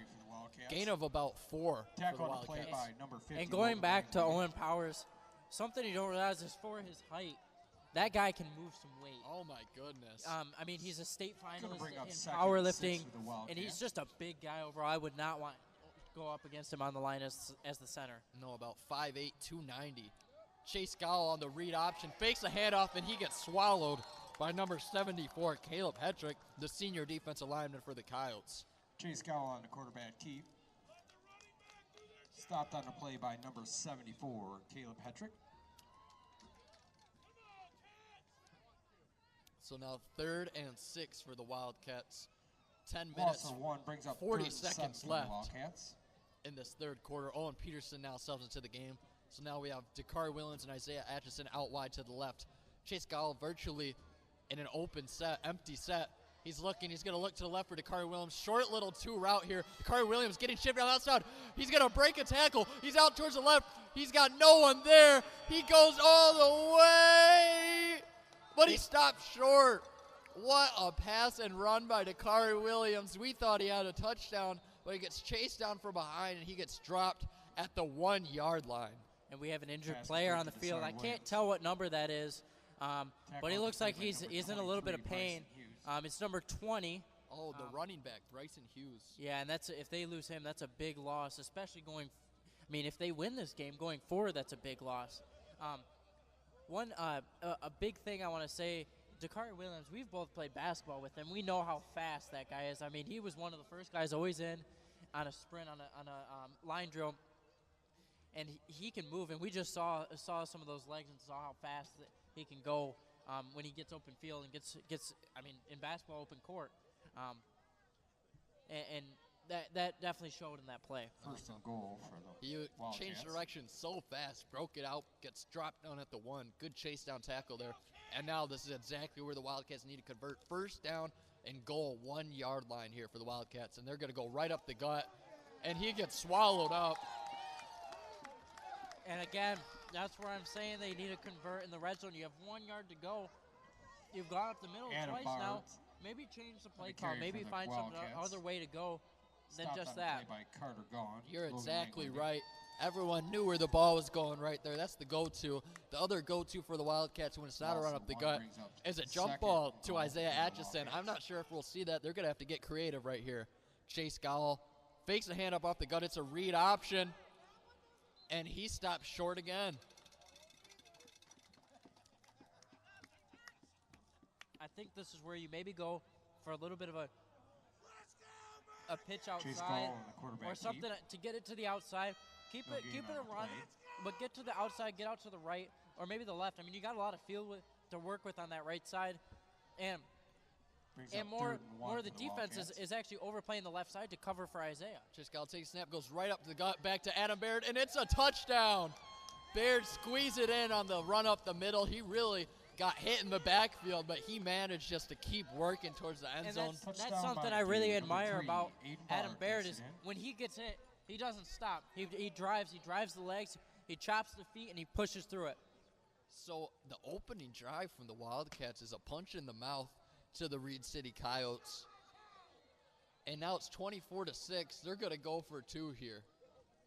And I think this is where the play calling needs to shift more towards something to the outside, maybe right side a little bit more. And Chase Gall's going to roll it to his right. He's looking to pass it. He's got his man Paul Olson. And the out route is good for 2 points. And now it's just a 2-possession game. 9 minutes left in the third quarter. Wildcats. What a big drive for the Wildcats. And now we got a ball game. And that's a momentum shifter. And they did exactly what I said on that 2-point. Get something out to the right. You had so much field out on the right side, especially when the play on that third down was over to the left. That's how you score right there. You got to get it outside on this Reed City team and stop trying to get it up the middle as much. So such a big drive for the Wildcats. That was huge. And like you said, a quick little hitter. It was a nice little 2 to 5 yard out route by Paul Olson. And he had so much separation from his man. It was unexpected for that Coyotes defense. So now, after converting the 2-point conversion, we have 9 minutes left in the third quarter. Wildcats are down 24-8 after their first score of the game. But like I said, now we got a little bit of a ball game for us to commentate. And this is where Reed City maybe gets their advantage. That play took all of about 3 minutes. The way Reed City runs their offense, it could take 6 minutes for 2 Hughes first and Jackson downs. back to receive for the and Coyotes. that could be maybe 6 plays, that could be 4 plays, that could be 2 plays. But it could take that long. Exactly. Such a big score. They'll get the ball a limited amount of times. The Wildcats will in the second half as we have Zach Henderson with a kickoff. It's a good boot all the way to the 5 yard line. It's taken by number 23. Bryson Hughes is going to take it out to the right side of the field, and he's going to be tackled down at about the 20 to 25 yard line. It's brought down by number 4. And I think this is where Reed City needs to be careful not to get lazy, not to get comfortable, and to make sure you're continuing to move the chains and move the ball. We're going to need a big push if you're a Wildcats fan on that defensive line to really stop the Coyotes here. A stop and a turnover on downs would be so huge for the Wildcats. Once again, Seth Jackson, the lone wide receiver, out to the right of the quarterback. Xavier Allen, 3-man in the backfield, is going to hand it off to one of them up the gut, and he's going to get out wide. That's Andrus. Andrus got away from the pack, and he shifted into that second gear in the secondary, and he broke it. What a good game there for John Andrus and the Coyotes. Number 25, River Jarka on the stop. The shoestring tackle to save a touchdown most likely. And now the Coyotes take over at their own 48 with 9 minutes left in the third quarter. First down, Coyotes. And something I immediately noticed is after going down in the backfield, number 20 is back out on the field and looks to be healthy, which is a good thing. Yes, Noah Morgan's still in the game. Handoff now. That might be number 23, Bryson Hughes on the carry. And what a run there. Reed City Bryson Hughes on the looked carry like for the Coyotes. they need a little bit of a Tackle wake-up number call after that 25, touchdown, and they Raeth. have been getting an average of about 9+ yards on every single play on this drive so far. So now 2nd down and 1 for the Reed City Just Coyotes short of the first on down. the It's gonna bring Wildcats, up- 43. This is where the defense needs to step up and make it's a gonna bring play. up 2nd and 1. Clock keeps ticking. Every single second and minute is now valuable for the Wildcats. They're within 2 scores. Right back to that wing T. The lone wide receiver out there, Seth Jackson. Xavier Allen takes the ball, hands it off right up the gut. That was most likely Noah Morgan on And the carry. I think they got it. Yeah, they got it. And Noah Morgan just reaches out for the first down, and he grinds out that extra Noah yard. Morgan on the carry for the Coyotes. Tackle on the play by number 55, Isaac French. Isaac French with the tackle, Runs according to our for PA Coyote, announcer. First down, Coyotes now on the Wildcats, 41. And the important thing, I think, is I know we haven't seen it as much this game yet or at all from Reed City, but keeping them out of field goal range is going to be important. Even if you do get a stop, make sure they're not from 20 yards and in probably, depending on their kicker's leg. Right back on to Andrus is the handoff. And Andrus seems to always get at least 5 to 6 yards, if not 10 to 20 on every single John carry. Anderson on the carry for the Yeah, and Coyotes. when he gets going, it's just like Adam. You just don't want to get in front of him. He doesn't want to stop, and he's going to It's go bring right up through you 2nd if you let him. and 5 for the Coyotes, 36-yard line. So 2nd and 5 as we tick just below 7 minutes left here in the third quarter. Coyotes still lead the Wildcats 24-8. The senior quarterback Allen's going to hand it off to Andrus once more, coming out the left side. He's got blockers in front of him. He's going to be tackled down, though, after a gain of only about 2. So now 3rd down and manageable. Anderson on the carry for About the Coyotes. 4. Tackle 3rd on down play and by 4 number for the 12, Coyotes. Kelly Wildcats Francis. need a stop right now. And I know exactly what I said earlier. It could take. They've had 2 first downs now, and it's 6 minutes and 30 seconds, and they got the ball back at 9:20ish. And so it's been 3 minutes, and they've gone through. Gain of 5 brings 4 or up 5 third and 2 downs for the now. Coyotes. And that's Owen Peterson on the tackle, not Kellen Francis. Must be wrong on the roster for the PA announcer. Handoff right back to Hughes. Hughes breaks through a couple defensive linemen, and a good gain. Coyotes keep grinding out yards. The play's whistled dead, but not after a first down gain for the Coyotes. Bryson Hughes in the carry for the Coyotes. Stopped by number 76. Dylan And said Powers. very well by Joe over there. It's not about hitting the runner; it's about hitting the ball. And what he means run there brings is up, getting Kyle, fumbles first down. and making an and 10. attempt at the Ball ball Wildcats to will try be fair. and get a turnover and try to get a good play out of the defense. So Reed City now on the Wildcats 25, threatening to score. Senior quarterback hands it off right back to Hughes. Hughes grinding out yards, taken down by a host of Wildcats, most likely Winkleman on the tackle there.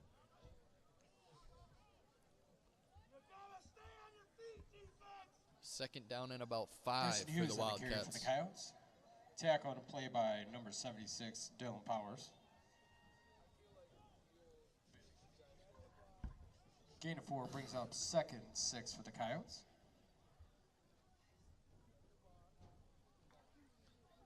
Shout out to our very own Jonah Kelly in the chat room. Beautiful comment, Jonah. Thank you. Hello to you. Down on the 21-yard line now, the Coyotes are going to hang it out. Here's John Andrus back around the left side, the signature, and he's going to be taken down now after a gain of only a few. John Anderson on the carry. If you cannot Tackle on play hear, by number 25, River Jarka. oh, Coach Joe over there screaming for the holding call. He might have had a point, though. 3rd down and 3 or 4. Gain of 2 is Wildcats gonna bring up desperately 3rd and 4 for need the a Coyotes. stop as we're ticking down all the way to 4:54 left in the third quarter.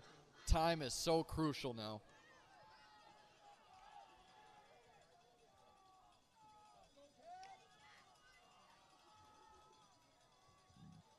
A handoff right back to Andrus up the gut. Such a large hole that he was able to run through. And it's a first down, Coyotes. They keep grinding out, and they might take the ball all the way John till the Anderson end of the carry third for the quarter before they Coyotes. even score. Tackle on a play by number 3, Adam Bard. run was good enough for a Kyle first down.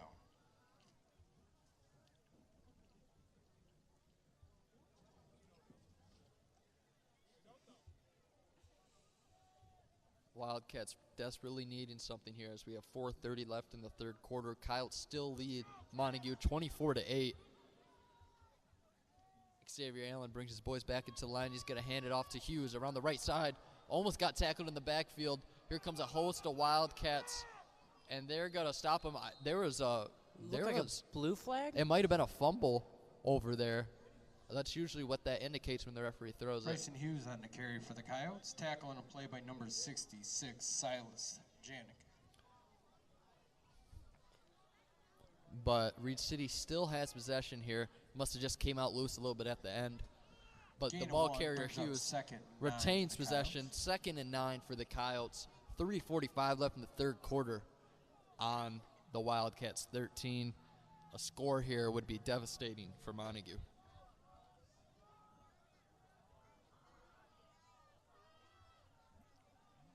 Now this is an important stop here. 2nd and 9.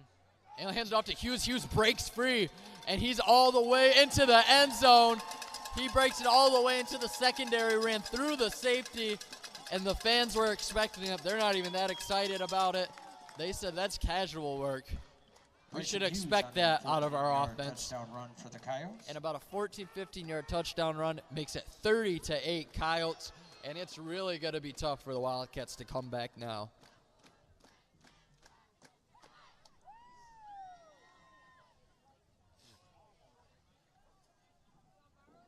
And I think this is where you see the wing tee really taking effect. The Cats could make a comeback, but, you know, they're going to need to do it quick and make a few quick plays to not let the... Oh, and they went for the pass play, a little slant to Seth Jackson, but wasn't able to haul it in. That was his 3rd drop of the game, unfortunately, for Seth. So the 2-point conversion is now good, which Two-point conversion if the by Reed if City. the Wildcats continue to Pass score, that intended could for be an Jackson. implication It's late no in the good. game. That brings the score. And Reed I City think you got to 30, take, if you're Montague Justin Dennett, you got to think of it this way. Every time you score, you threaten to get, or you give the ball back to Reed City, and every possession they've had so far has been 6 to 8 minutes. And when you're looking at about a fourth of a quarter and a full quarter left, so a quarter and a quarter left.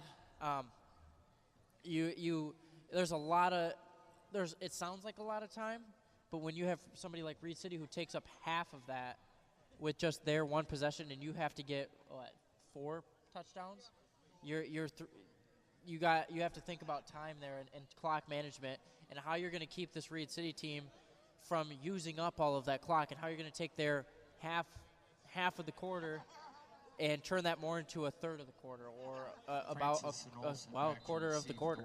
So, Yes. Noah Morgan set the kick for the Coyotes. That drive took just under 6.5 minutes for the Coyotes, over a half of a quarter.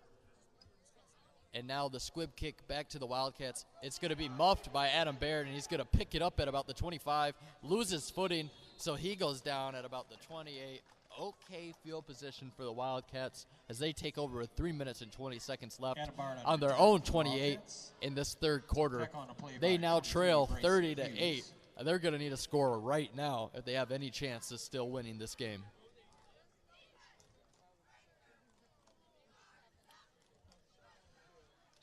Montague set to take over 1st and 10 on their own 29-yard line.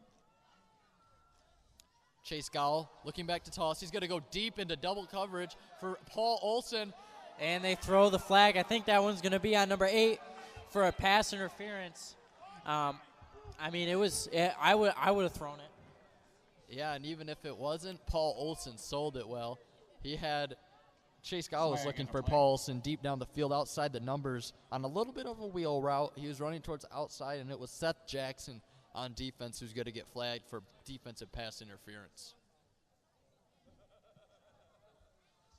So a big play there for the Wildcats. That's a 15-yard penalty from the line of scrimmage. Reed City fans are not happy about that one. I mean, I wouldn't be either, but. And whenever Coach Joe hears boos from the opposition, he's going to start cheering. First down and 10 now from the Wildcats 44. 3:14 left in the third quarter. They're going to look to continue this drive. Chase Gowell drops back to pass. He's going deep once more. He's got his man Dakari Williams, who makes the catch. Just a great catch right there. And this Kari, he just wants it. And that's the guy who's going to grind out and wants to get the yards, wants to get the catch, and wants to be what I would call that guy. And now the Wildcats doing exactly what they need to do, push the ball down the field in the air. Chase Gowell with that beautiful pass out to Dakari Williams on about a 20-yard catch and throw and catch, pardon me. So the ball's on Reed City's 30 now, 2:50 left the third quarter. Chase Gowell in the shotgun, fakes the handoff, takes it himself, and he's get dropped right at the line of scrimmage. He's lucky to get back there. And I'm honestly surprised they didn't call a hold. I mean, you saw his jersey on the backside get pulled. But, you know, sometimes the refs miss some things and don't always see it all the way. No gain on the play brings up 2nd and 10 for the Wildcats. So, as the PA announcer just stated, 2nd and 10 for the Wildcats. Time continues to tick. A touchdown before the third quarter would be ideal for the Wildcats. 2nd down and 10. Fake handoff. Chase Gowell rolling out to his right. He's got pressure, but he finds Owen Peterson on the outside. He breaks a tackle, breaks another tackle, inside move, and he's down all the way right to the 1-yard line. What moves from Owen Peterson? And now we have 1st and goal from about the 1 to 2 yard line. What a run, in the Wildcats threatening to score and continue to make this a ball game. And the Cats are doing exactly what they need to do to bring this back into play. They need to push the ball forward. They need to get it up and running, and they need to get the clock to stop. And this is where I get worried about them, because they go into the red zone, and they've been struggling in the red zone this game. It could be a 28 to 30 game right now if they could finish in the red zone a little bit better. And Adam Baird took the handoff right there, stopped just short of the goal line. Wildcats were in the bunch set. Wasn't able to get that off before the snap. Sorry about that. Adam Baird was stopped by a few different Reed City Coyotes. So now we have 2nd down and still 1 yard to the end zone for the Wildcats. 1:20 left in the third quarter. Desperately needing this score. Chase Gowell with a little touch pass to Paulson. He's going to go outside. It's going to be a touchdown. That'll be another passing touchdown. Excuse me, the first passing touchdown for Chase Gowell. 30-14 now is the score. Wildcats keeping this game pretty decently close as we have 1:15 left in the third quarter. Clock will stop. Now, going into the second quarter, I mean, it's possible the Cats get it back if they make a great defensive stop. But most likely it'll be Reed City with the ball. They're obviously going to go for the field goal, but how do you stop the Reed City Coyotes in the wing T coming into the second half, or not second half, the fourth quarter, if you're trying to keep make a comeback here? I mean, you got 15 points to go. That brings the score. Roughly, Reed City I mean, that's 30, three touchdowns or 3 possessions. 2. Well, if they were able to get a touchdown right now and a 2-pointer, that'd bring them to within 7. True. Okay, I miscounted. You could be a referee. In fact, so a two possession, at least 1 2-pointer. Nationally, there's a shortage of people. 2-possession game. I think it's possible, but the Coyotes are really. You're going to have to really stop the Coyotes on the offensive side when they're on offense. And so far, the Cats haven't shown they're able to do that as well as they have in other games. Chase Gowell, probably, I'd say his best game of the season, his best game as a quarterback for the Wildcats. He's been absolutely fantastic in this game for the Wildcats. Only a few incompletions on the day, maybe not even 2. Chase Gowell's been great throwing the ball, and now we have the score is 30-15. Wildcats trail by 15. 1 minute, 15 seconds left here as they're going to kick back off to the Coyotes. And we got a ball game now. Zach Henderson to kick off for the Wildcats. And this guy's got a leg. I mean, he's put it to the 5-yard line twice now.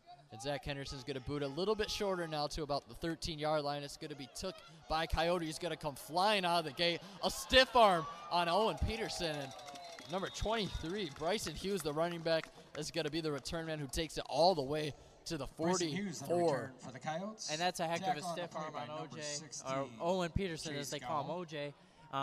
I mean, he came right at him, and Bryson Hughes just went and pushed him right down on the ground. And that's exactly how you want to do that if you are going to do that. Ball is on their own 44-yard line. Just as the PA announcer just announced, 1 minute, 8 seconds left. 1st and 10 for the Coyotes. That's 1 minute, 8 seconds left in the third. Wildcats trail 30-15, needing a stop in the ball back. They need to score twice to bring this game back to equal. Number 12, Xavier Allen, is going to hand it off back to Hughes all over the right side, past the tackle, and he's going to be stopped by a few different Wildcats. It looked like Michael Moore was on the stop, maybe one other. Play by number 66, Silas Janik. Yeah, Silas Jansek, I'd probably say, was on the stop there, along with Michael Moore. So now 2nd down and 4. Clock continues to tick in favor of Reed City. Coyotes lead. For the Coyotes on their own 50-yard line.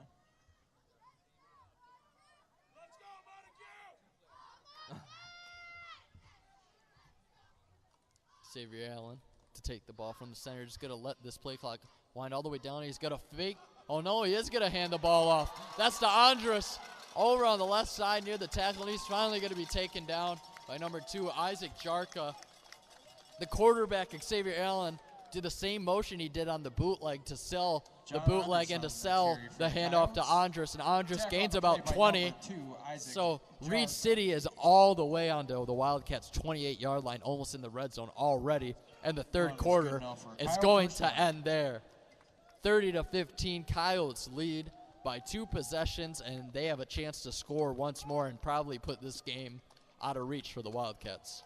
And if you're the Cats, you have to get a stop right here, because if you don't, you're threatening this game being out of reach. I mean, you're going to then it then becomes a 3-possession game, possibly.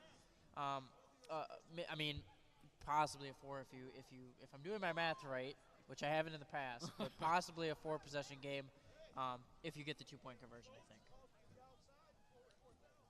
No, yeah, you're right. Wait, 15. Yeah.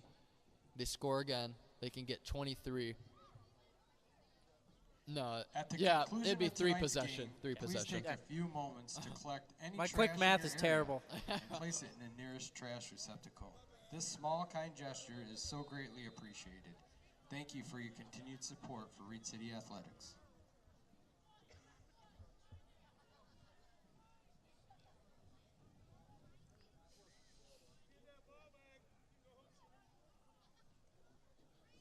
So now Coyotes to switch sides of the field after the end of the third quarter. We're going to enter the fourth quarter with the Coyotes being up by 15.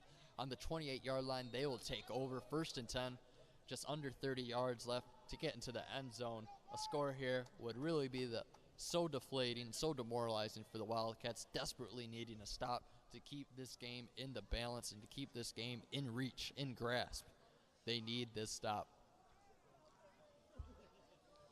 They're going to have to stop the run game of Andrus, Hughes, and Morgan here. And we're going to have a handoff right over. That's Hughes on the outside. He's going to be tackled by Owen Peterson.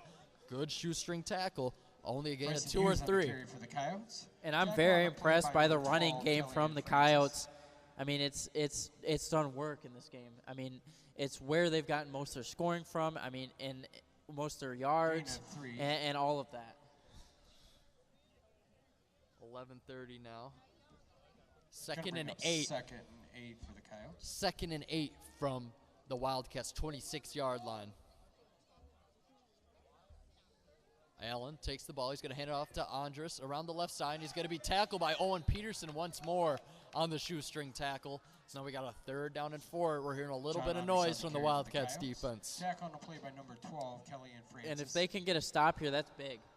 Push them to 4th down. Now, whether or not they have enough yardage to want to go for the 4th down, if you're Reed City, I mean, I would. I mean, if you get pushed to a 4th down, and you have even the 6, say you don't get a gain here, you want to go for that 4th down to try to put scoring out of reach. You're already in good enough field position. I mean, I guess a field goal, but I don't know if Reed City has the kicker for that. Exactly. Allen lines up. He's going to hand it off back to Hughes, and he's going to be slung down by Silas Jansek. Silas planted his feet in the ground, gave him a hug, and threw him backwards 2 yards So a Bryson gain Hughes of on the 2 carry for the there Coyotes. will make it 4th down and Tackle on about the play by 4. number 67, This is Rodney the biggest play Mansfield. of the game for the Wildcats right now. 4th and 4. And this is where if you're that Wildcat It's gonna bring up sideline, 4th and 4 I for would the want to Coyotes. hear you. Ball's If I'm out on the Wildcats, field, I 22 want to hear yards you. out. I want you to get me hyped. I want you to get me going. And I think this, like you said, this is possibly the biggest play of the game. If they can get a stop here on 4th and 4, that shifts the tides. You're looking at probably a chance at it coming back here. Handoff back to Andrews around the left side, and he's going to make a move. And they got he's it. Short. Boom goes the Dynamite. Wildcats make the stop. They went to the go-to man of the night, Andres. Big stop from the Wildcats. I'm not sure who made that open John field Anderson tackle, carry for the but they Coyotes. hold him right Be a before the turnover on sticks. downs, gonna bring Turnover on first and downs. 10 for the Wildcats. First down Wildcats on their own 22. A score would make this a one-possession ball game. We have just under 10 minutes left in the 4th quarter, and they're going to look to push it right back down the field. Like Connor says, boom, goes the dynamite for the Wildcats defense. And this is where they've got one man covering Isaiah. You got to look at Isaiah right now. Chase Gowell is looking deep down the field, and he's got a man, but it's dropped by Adam Baird. He had Adam Baird. He put it right on the outside corner. I think he might have heard footsteps Pass and got intended scared for there. Adam Baird. It's knocked down by Seth Jackson.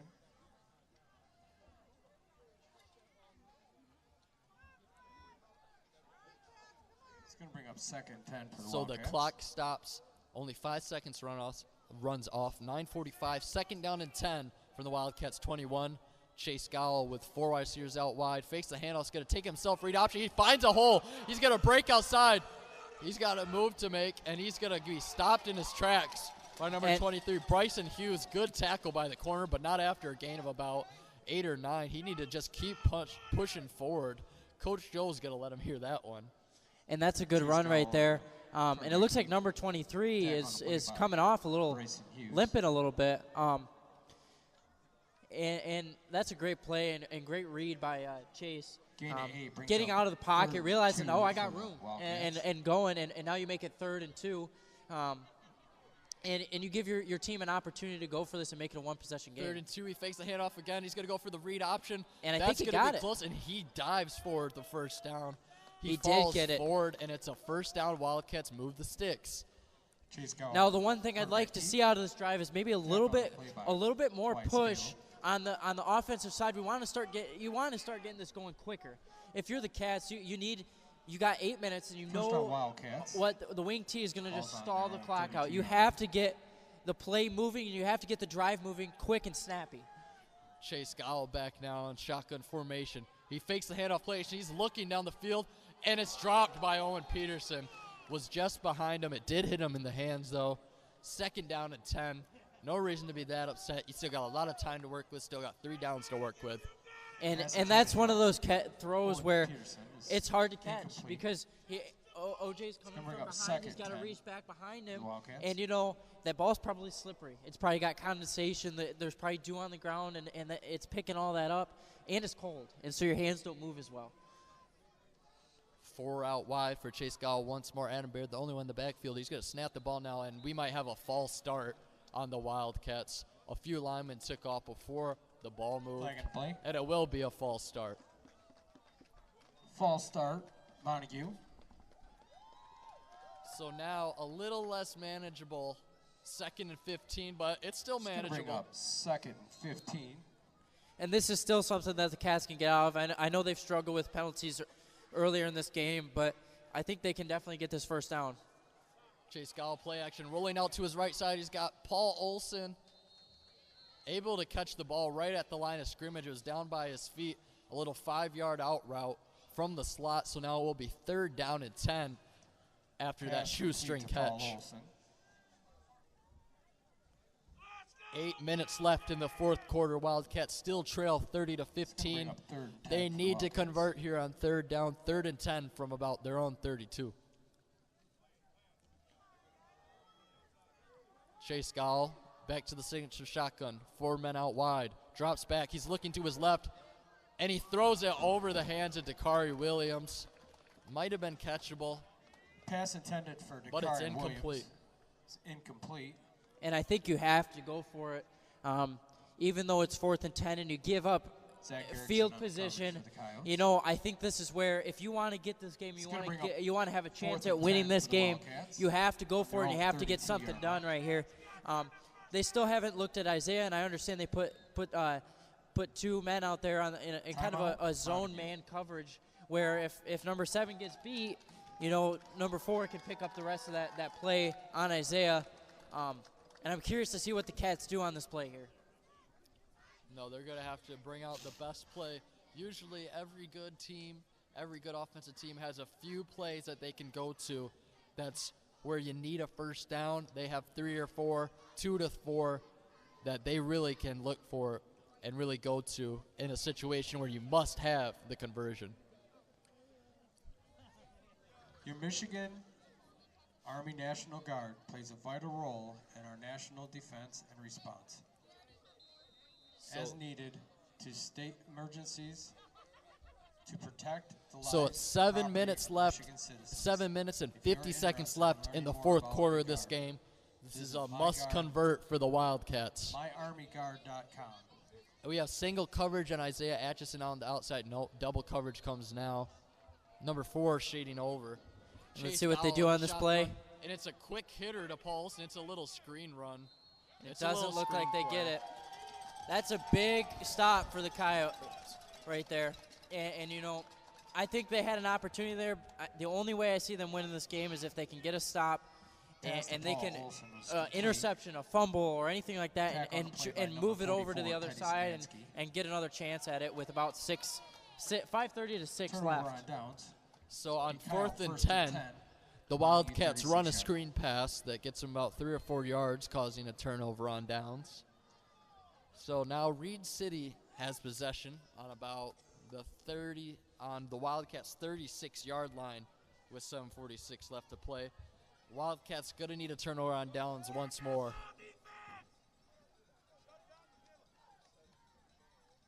Quarterback hands it off to his man. That's number 20, Noah Morgan, who breaks it free for 12 yards. First down, Reed City Noah moves the Morgan on the sticks right 11-yard away. carry for the Coyotes. And if Tackle you're on the play by Coyotes, I number mean, I'm looking at 66, running the Silas clock, Janke. getting everything drained out of it, and possibly getting a touchdown. But the touchdown's not my first priority here. It's just getting that clock wound down enough where I'm not too worried about, even if they do score, it being a problem. So clock continues to tick as the Reed City Coyotes go back into their wing tee. Allen under center, takes his time. Finally steps up, takes the snap, hands it off. That's back to Hughes. Hughes has found a hole, and he's going to score. Touchdown, Reed City. I think that does it for the Cats here. They had a great run. They tried to come Bryson back, Hughes and on they've the done a great job of 25-yard that so touchdown far. run for the Coyotes. But I think that closes them out here. So about a 20-yard run there from Bryson Hughes extends the lead to 21 points, and they're going to run the two-pointer to make it a 23-point game. And scores around the area. Again, we got the Big Rapids Cardinals and the Whitehall Vikings playing at Whitehall, and that's 35-12 in the fourth quarter. We got the Shepherd Blue Jays and the Oak Ridge Eagles in the fourth quarter, 32-0 Oak Ridge. And you got Ravenna and the Norsemen, 10-7 in the fourth quarter. That could be a great game. I mean, after this game finishes up, if you want to go tune into them, I highly recommend it. It is also being audio streamed by CatchMark SportsNet, and I think That's going to bring the Billy score, Reed and City, my 36, dad, Montague Brent, 15. are there. So the two-point conversion by the Coyotes is no good. The score remains 36-15, only a 21-point lead with 7 minutes left. Only is probably not the word to use there. But crazier things have happened. This could be like the 13 points in 11 seconds, or is it 11 points in 13 seconds? Are you referring to Tracy McGrady's Oh, yeah. game? Yep. One of the greatest scoring spurts in the history of any sport ever, honestly. But unfortunately, T-Mac is not in the Wildcat white. For all those basketball fans out there, I wish he was. He'd probably be a menace out on the field. 6'5", 220. Yeah. I would not want to get in front of him. No. If If you're still hungry, head her to the concession stand. We got pizza, 2 for $2. Oh, maybe I should hop on that 2 for 2 on the pizza in the concession stand. Sounds kind of good. I mean, we did have pizza earlier. Yeah, we devoured dogs a are also whole 2 for large 2. pizza on the way. All Burgers I'm are 2 saying for is 1. Paris and pizza, or pizza in Paris, in Reed City is some of the best pizza I've had in a long Yeah, time. in Paris, Michigan. Shout out Pizza in Paris for hooking up CatchMark SportsNet on the 16-inch pizza before the game. Let's just say it got devoured. And now we have Osborne to recover for the Wildcats on the kickoff. And he's going to be tackled down. He ran sideways and got tackled heading east. And he's going to be dropped down at about the Hunter Osborne 35-yard on the line. Return for the Wildcats. Tackle on the play by number 22, Andrew Kianis. Andrew Kianis, the freshman on the tackle. Freshman tackling the freshman. 7 minutes left. Wildcats are going to look to push the ball in the air as fast as possible. Isaiah Atchison, Dakari Williams out to the left to Chase Gowell. Paul Olsen, Owen Pearson out to the right. Adam Baird in the backfield. And he's going to hand it off to Adam Baird, who finds a hole. He gets tackled down by number 8, Seth Jackson, but not after a gain of 15 yards. Clock is Adam going Baird to on a tick. first down run for Wildcats the now Tackle on the play by 49-yard number line. 8, Seth And Jackson. that's some great blocking there. Opened up the hole for Adam to get through and get a run in. And the problem with a run is you don't stop the clock. And that's the big thing here. Right, the clock only stops for the chains to move, and now it continues to tick. Chase Gowell looking to pass, looking out to the right. A little dump off to Adam Baird, who loses his footing. It's going to be a loss of about 4 yards. And honestly, I don't think that was how that play was written up. Pass is complete to Adam Baird. There was 3 other receivers. I don't think Adam was maybe an number 50, intended Logan receiver there. Loss of 5 is going to bring up Second and Second about 15. 14. The play, oh no, it's a read option. Chase Gowell is going to break it outside. He needs to get out of bounds, but he's going to be stopped after a gain of only 1 or 2. So third and about, gain of about 5 or 6. One thing I've noticed a lot of the fans over by us Chase saying Gowell is on the this quarterback Montague keeper team's for kind the of afraid to be Wildcats. Tackle on tackled. the play by number 8, Seth Rather than Jackson. going north and south, they're going much more east and west, where they're coming out to the left, maybe 10 yards Gain of 8 brings up horizontally 37 east for and the west, Wildcats. when they need to be going that 10 yards north and south, which is what the Coyotes do very, very well. 3rd and 8, Chase Gowell off his back foot is intercepted by a Reed City Coyote, and a flag is thrown afterwards, but interception. Chase Gowell was forced out of the pocket and thrown off his back Interception, foot. number 6, Spencer Hansen And that's for the number Coyotes. 6, Spencer Hansen, Flag on with the play. the game-clinching interception.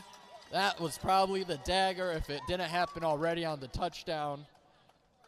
And the flag did come after the interception, so it shouldn't affect the change of possession. It should be first down Coyotes somewhere in front of midfield. It'll be against the Wildcats too. Face mask on the tackle. So now Face mask Coyotes called against Montague. take over at about the 35-yard line. First down Coyotes. And, I think when you look at the game and you look at it in its totality, I think Montague really, what we said pregame, they had 3 goals that they had to achieve, and one of them was they had to finish in the red zone. They had to and the other one was, one of the other ones was they had to finish, or they had to make stops, and they had to make stops on the defense, and they had to stop Reed City from scoring, which I don't think they did very well tonight. I mean, as you can see, it's 36-15. And there's a little screen pass over to number 8, Seth Jackson, with his first catch of the game. And it's going to be complete to number 8, a Seth 1-yard Jackson. a 1-yard hitter Play by that number turned 2, into 12 Isaac yards. Jarko. Tackle by Isaac Jarker for the Wildcats, but it's going to be first down Coyotes now on the Wildcats' 24-yard line as the clock continues to tick down to 12-yard about gain 5:30 brings up a Coyote left first in the and fourth 10 quarter. The Montague 24-yard line.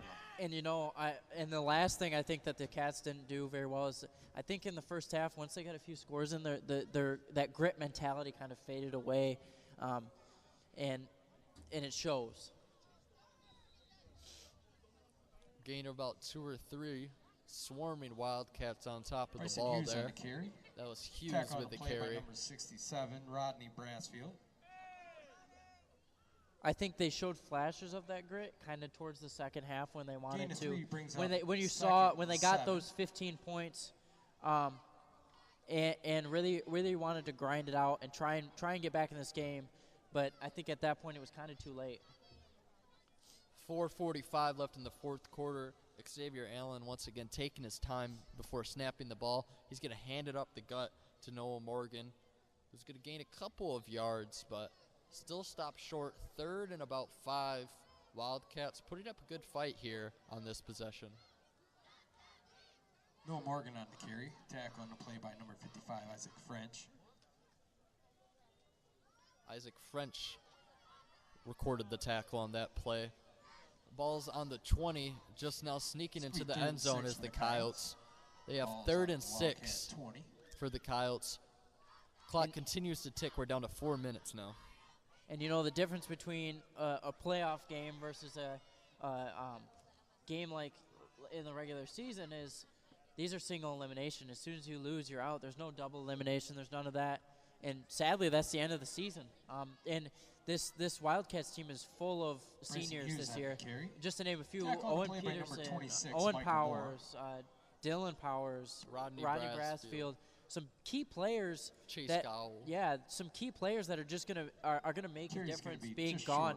And I'm curious how going into this next season they kind of look. As they've lost the last 2 years, I would say they've lost a lot of height and size on the line. And they're going to lose even more this year. Definitely going to have to scrap next year if you're the Wildcats. And now a QB sneak on 4th and 1 is going to gain about 3 yards and move the chains. 1st down and 10 for the Coyotes on the Wildcats 15. Xavier Allen on the quarterback heat. It's good enough for a Kyle. 1st down.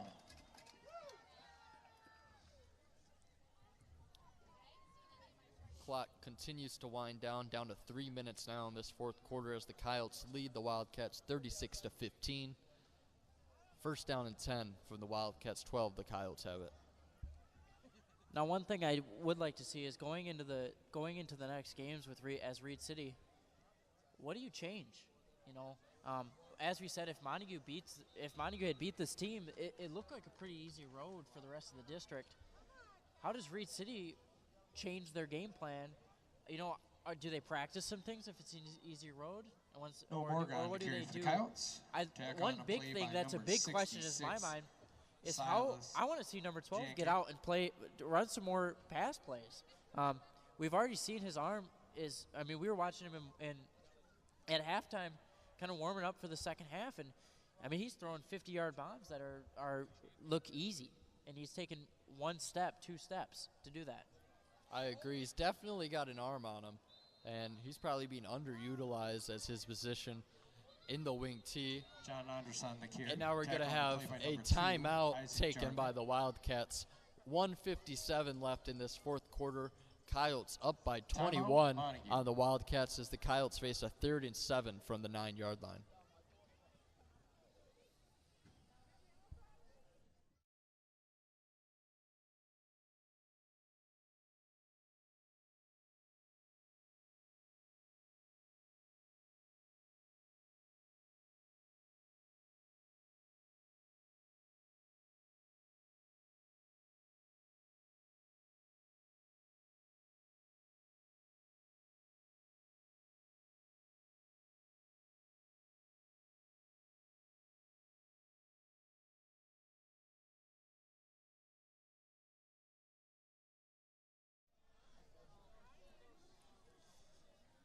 And it's been one cold night.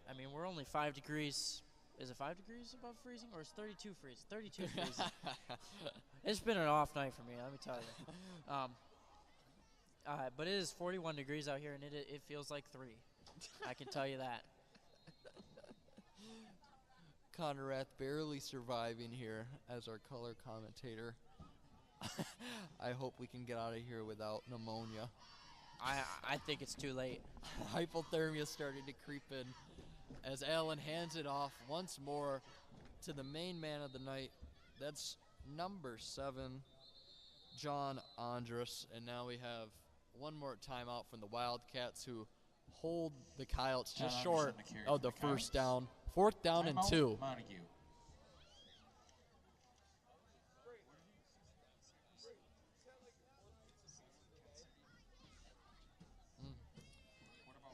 So a minute 49 left in this fourth quarter. Coyotes have a 4th and 2 ahead of them from the 4-yard line, threatening to score once more.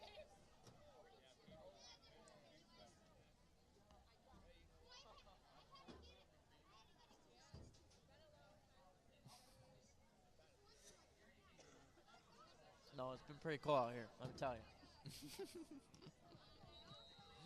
You even drank your hot chocolate. Yeah, I took the whole thing in about 30 seconds. Couple scores around the area. Right now, McBain is 22, Everett 24. Muskegon Catholic Central 35. Just as a refresh over Kent for the City scores at of the 7. other games that we're streaming, and maybe not streaming, but are keeping an eye on. And, Obviously, it's Whitehall, Big 15 to Rapids 36 score, with about Whitehall 100, 35, not 100, Big about a Rapids minute 6. 49 left in the fourth quarter. Big Rapids and Whitehall 42 to 12 in the fourth quarter. Shepherd Blue Jays 0 and the Oak Ridge Eagles 0 to 32 Oak Ridge in the fourth quarter. And one I'm very interested in, I'm not sure if it's finished yet, but Ravenna to North Muskegon in the fourth quarter. A score by the Coyotes brings our game Xavier lead. Allen on the 4-yard 42 to touchdown 15, run the for Coyotes now lead. This game is out of reach, but you bring up a good point. Ravenna over North Muskegon, 10 to 7. Wow. And then Ludington Ludington losing to Fruitport 14 to 54. And that's kind of it for the area around here. I mean, a lot of good games around here. I would say this game was pretty good up until about the last two-ish minutes, or 4-ish minutes when Reed City put that last touchdown in. Kind of Kyle, demoralized 2-point the Cats. conversion is good. John Andres carries it in the end zone. And That's going to now, bring the score. Coyotes 44, Montague 15. and now what was really a good game is going to look like a blowout, unfortunately, for the Wildcats on the scoreboard, but it was a close game, and it was a good one. Wildcats down by 31 now with a minute 42 left in this fourth quarter. Coyotes will kick off to the Wildcats after the 2-point conversion. Yep, and you know, Reed City, they're 11 or they're 2 and 12, 2 and 11 against the They were Cats. 1 and 11 against the Wildcats. So they're 2 and 11 now. Yeah. And I think it really shows where the programs around the area are kind of shifting to. I think a lot of these programs are really starting to show up. I know Reed City, the last few years, they've put it in close with Montague, but Montague just was that better team. And as you saw in the record, 11 to 1. And I think Ridge City's finally getting that opportunity to show what they're made of in the rest of this district. And I think they can go at least semi-far into the regional in these next few. I'm not exactly sure who they play in the rest of the district. Do you know by any chance? Who Reed City will be facing off against? Yeah. No, I'm not sure.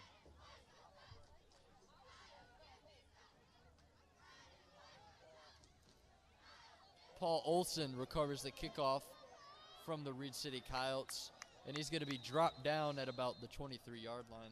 We have a flag on the play. Paul Olson on the return for the Wildcats. Tackle on the play by number 7, John Andres. Flag on the play.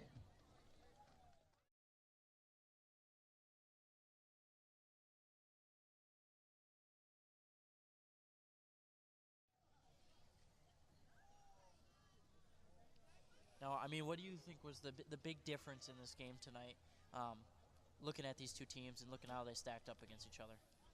Well, honestly, I expected, and I think you did too, that Reed City was really going to have their way running the ball. They're just too physically imposing up front, but Montague is so close. Blindside If they block would have called against converted Montague. in the red zone at the end zone like we talked about, we probably would only have a 1 to 2 score game here. So a lack of converting in the end zone, a lack of scoring, and just a little lack of help from the linebackers and defensive linemen because of how physically imposing Reed City is. You can't really blame Wildcats backers or defensive line. I definitely agree with you when it comes to the red zone, red zone finishing especially. You know, it's tough when you're to make that right play Pass call complete to with so Dakari little Williams, field to go, knocked out of bounds by 23 Bryson Hughes. it's easy to mess up. And I think really what that was just I think a better play call or two would give them those scores. But at the same time, Second one. it's the player's job to, you know, get the ball in and to move the ball at the end of the day, no matter how many plays you call. Right.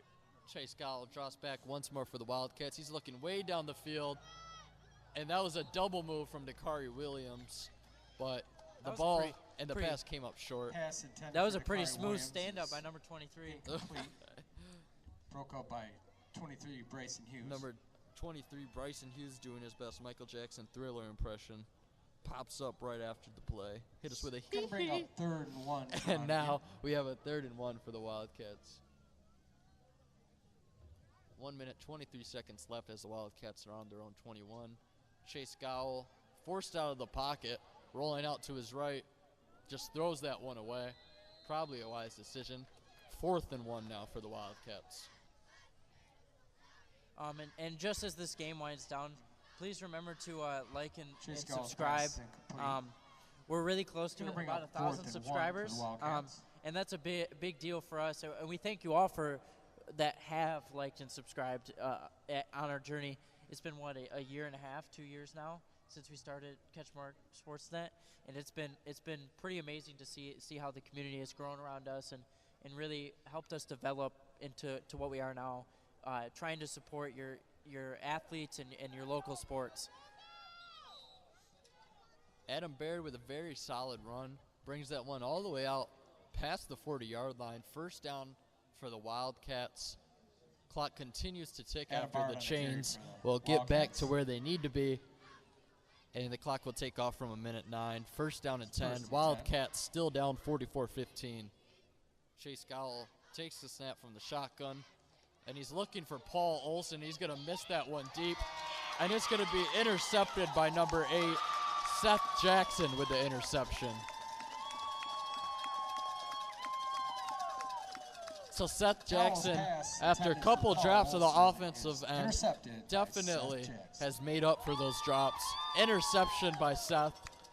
Coyote ball. 1st down and 10 from their own 24. And that one will bring this one to a close after a few kneels or runs from the Coyotes. And, you know, a kind of demoralizing last game for some of these seniors, but in my opinion, they've had a really, really great season. Maybe not the season they wanted, but they've showed how to work hard, how to grind it out when it's tough, and how to be great athletes and great sportsmen at the end of the day. And I think that carries over into more than just football. It carries over into more of the life aspect of every one of these athletes' lives, too. And we also have an update. Ravenna took down North Muskegon 10-7. Ravenna will move on to the district finals and play the winner of the Ithaca versus Lake City game. And along with them, Reed City will move on as the clock will wind down here. Reed City Coyotes takes down the Montague Wildcats 44-15. What a game by the Coyotes. End up taking this one by a margin of 29 points. We'd like to thank all of you for tuning in tonight. Please like, subscribe, continue to share our posts, continue to be great. We'll have more live coverage, maybe not video coverage, but definitely radio coverage for the next games, including most all of the district final games of the teams in the area. And we'll keep you updated on those. Be sure to check out CatchMarkSports.com. And this was Connor Raeth and Tate Stine with your CatchMark SportsNet crew. Thank you. Outcome of the Muskegon Catholic Kent City game.